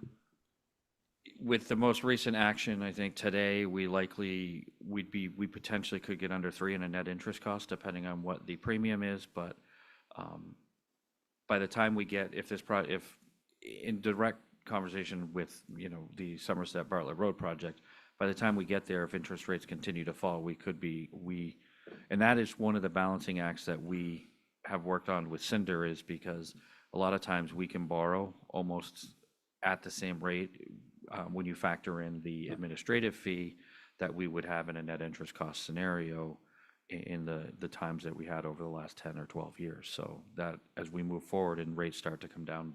So we might be looking at 2.5 versus 0.75. Yeah, so it might be, Right. there's an analysis that we do with them and when we approach SRF as well. Yeah, okay. Yes. Brian, if we were to borrow $200+ million, if that all went through, how does that affect our bond rating moving forward? How do the rating agencies look at that? Just in the most general sense. In the most general sense, I think when you run to this, if we were to do this, because it would be phased depending on the timing of the projects, I think they would look at it and look at the tax base and our capacity, and they would be okay with it. I mean, as a matter of course, last year we disclosed that we were potentially borrowing 140 million for Island Home and the other projects that were there, and they didn't come and say we're really getting nervous. I mean, I think the credit report that we've shared was the same AAA with a stable outlook. If there was a concern, they probably would have made it in the credit opinion. So, thank you.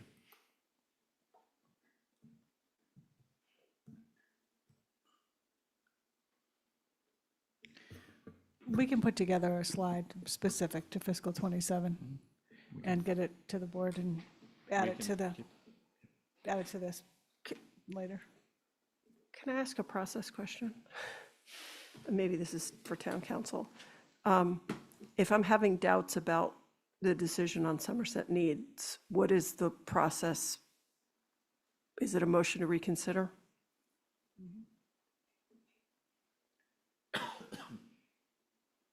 I hope you're not asking that of me, because I don't know the answer. No, I was hoping. I mean, I would say that that's the, John, do you want to answer that?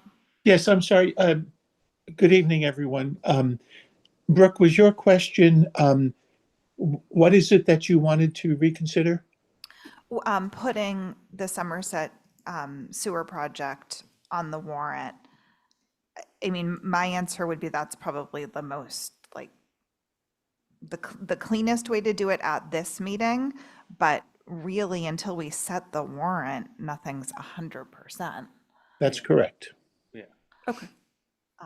But for clarity, if you wanted to make that decision at the moment, we could do a motion to reconsider the prior vote.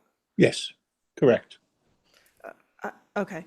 I'm going to leave it alone for now, because I think if we're going to have, will we be, I'm sorry, I'm really tired, and so things are not sticking in my head. Being on the list for knowing that we will get financing, that happens before town meeting, but not before we set the warrant, right? So, Yeah, I believe the expectation is the IUP, the intended use plan, will be released, I believe Dan from Weston said, in February, which would be after you set the warrant. okay. Okay, so our decision points are rescind now, do it later as we finalize the warrant, and then if it goes on the warrant, we can change the motion if we don't get the financing, if we don't get put in the IUP. I'm sorry, I don't think that's what he said. I think he said that the IUP comes out in October, and in order to be on it, you have to have had a town meeting vote. So I thought what we were saying was, if it gets approved by town meeting and we don't get on that list, then we don't do the project. Okay, instead of belaboring the point, maybe what I can ask is that we get clarification on that and we can revisit it. Just leave it alone for now. Yeah, I thought he said that we wouldn't know about the 0% until the fall, but we'd know whether we were on and got 2. I thought it was 2 versus 0, but I could have misinterpreted it too. Even to get, well, Anyway, I'm not going to. I also have questions about whether the school is anywhere near ready. They haven't made a final decision on what their proposal is and whether that $20+ million project can be pared down. So I think we need some clarity around that too. And I'm very concerned. During our strategic plan, we really didn't want to stack this many capital debt exclusions on the same warrant, and give people a little breathing room, because we are up against also, like what Amy keeps talking about, is as neighborhoods improve, it just gentrification. increases the property values, which also increases the taxes. I'll move to reconsider. I'll vote against it. I'll make a motion to reconsider. I'll second that. Okay. Just to clarify, the motion to reconsider is reconsider the vote to put To the put previous item on the warrant. on a warrant this year. I think we should give it another year. Okay. So, On the revote, well, the motion to reconsider, wait. All those in favor of reconsideration? aye. Aye. No. Okay, so that's a 4-1 I think we vote. can manage it without later.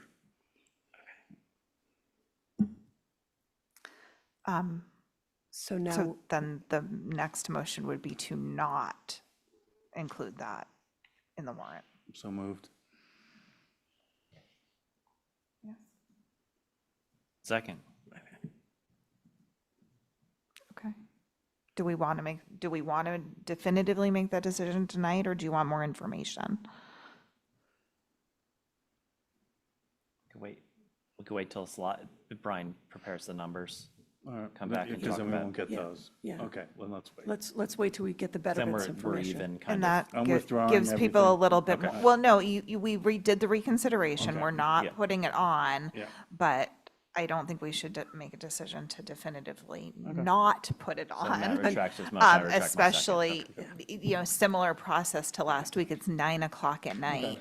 And the people should so be we'll on get the notice numbers that and we're we'll look at it. considering not moving forward with it this year. Yeah. And we're considering betterments, and we're considering other things that could possibly come into the equation. There you go.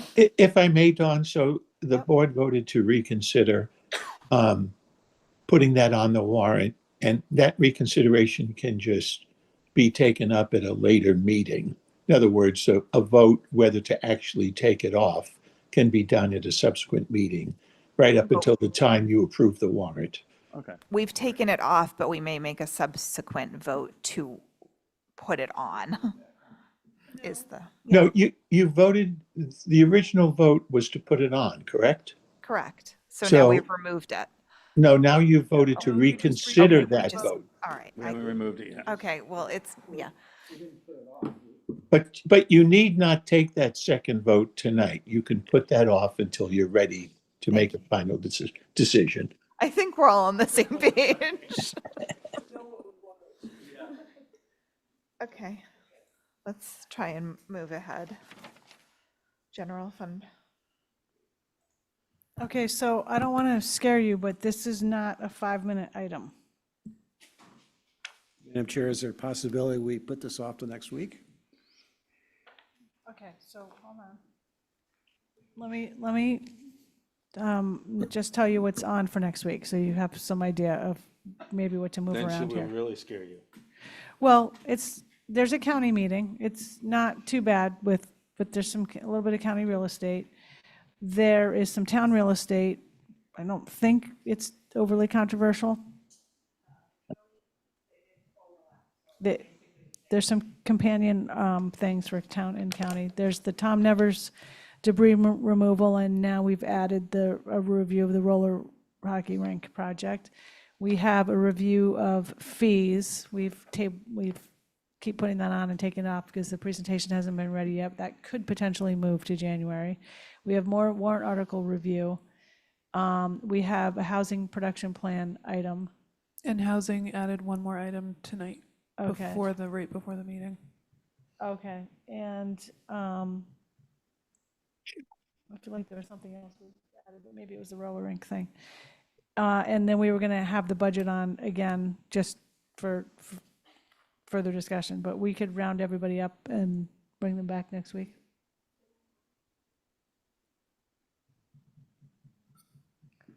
I'm really tired, and I think that I'm not giving it the attention that it deserves at this hour in my state of being. So since we're going to do it again next week anyway, it's one less opportunity for the community to tune in, but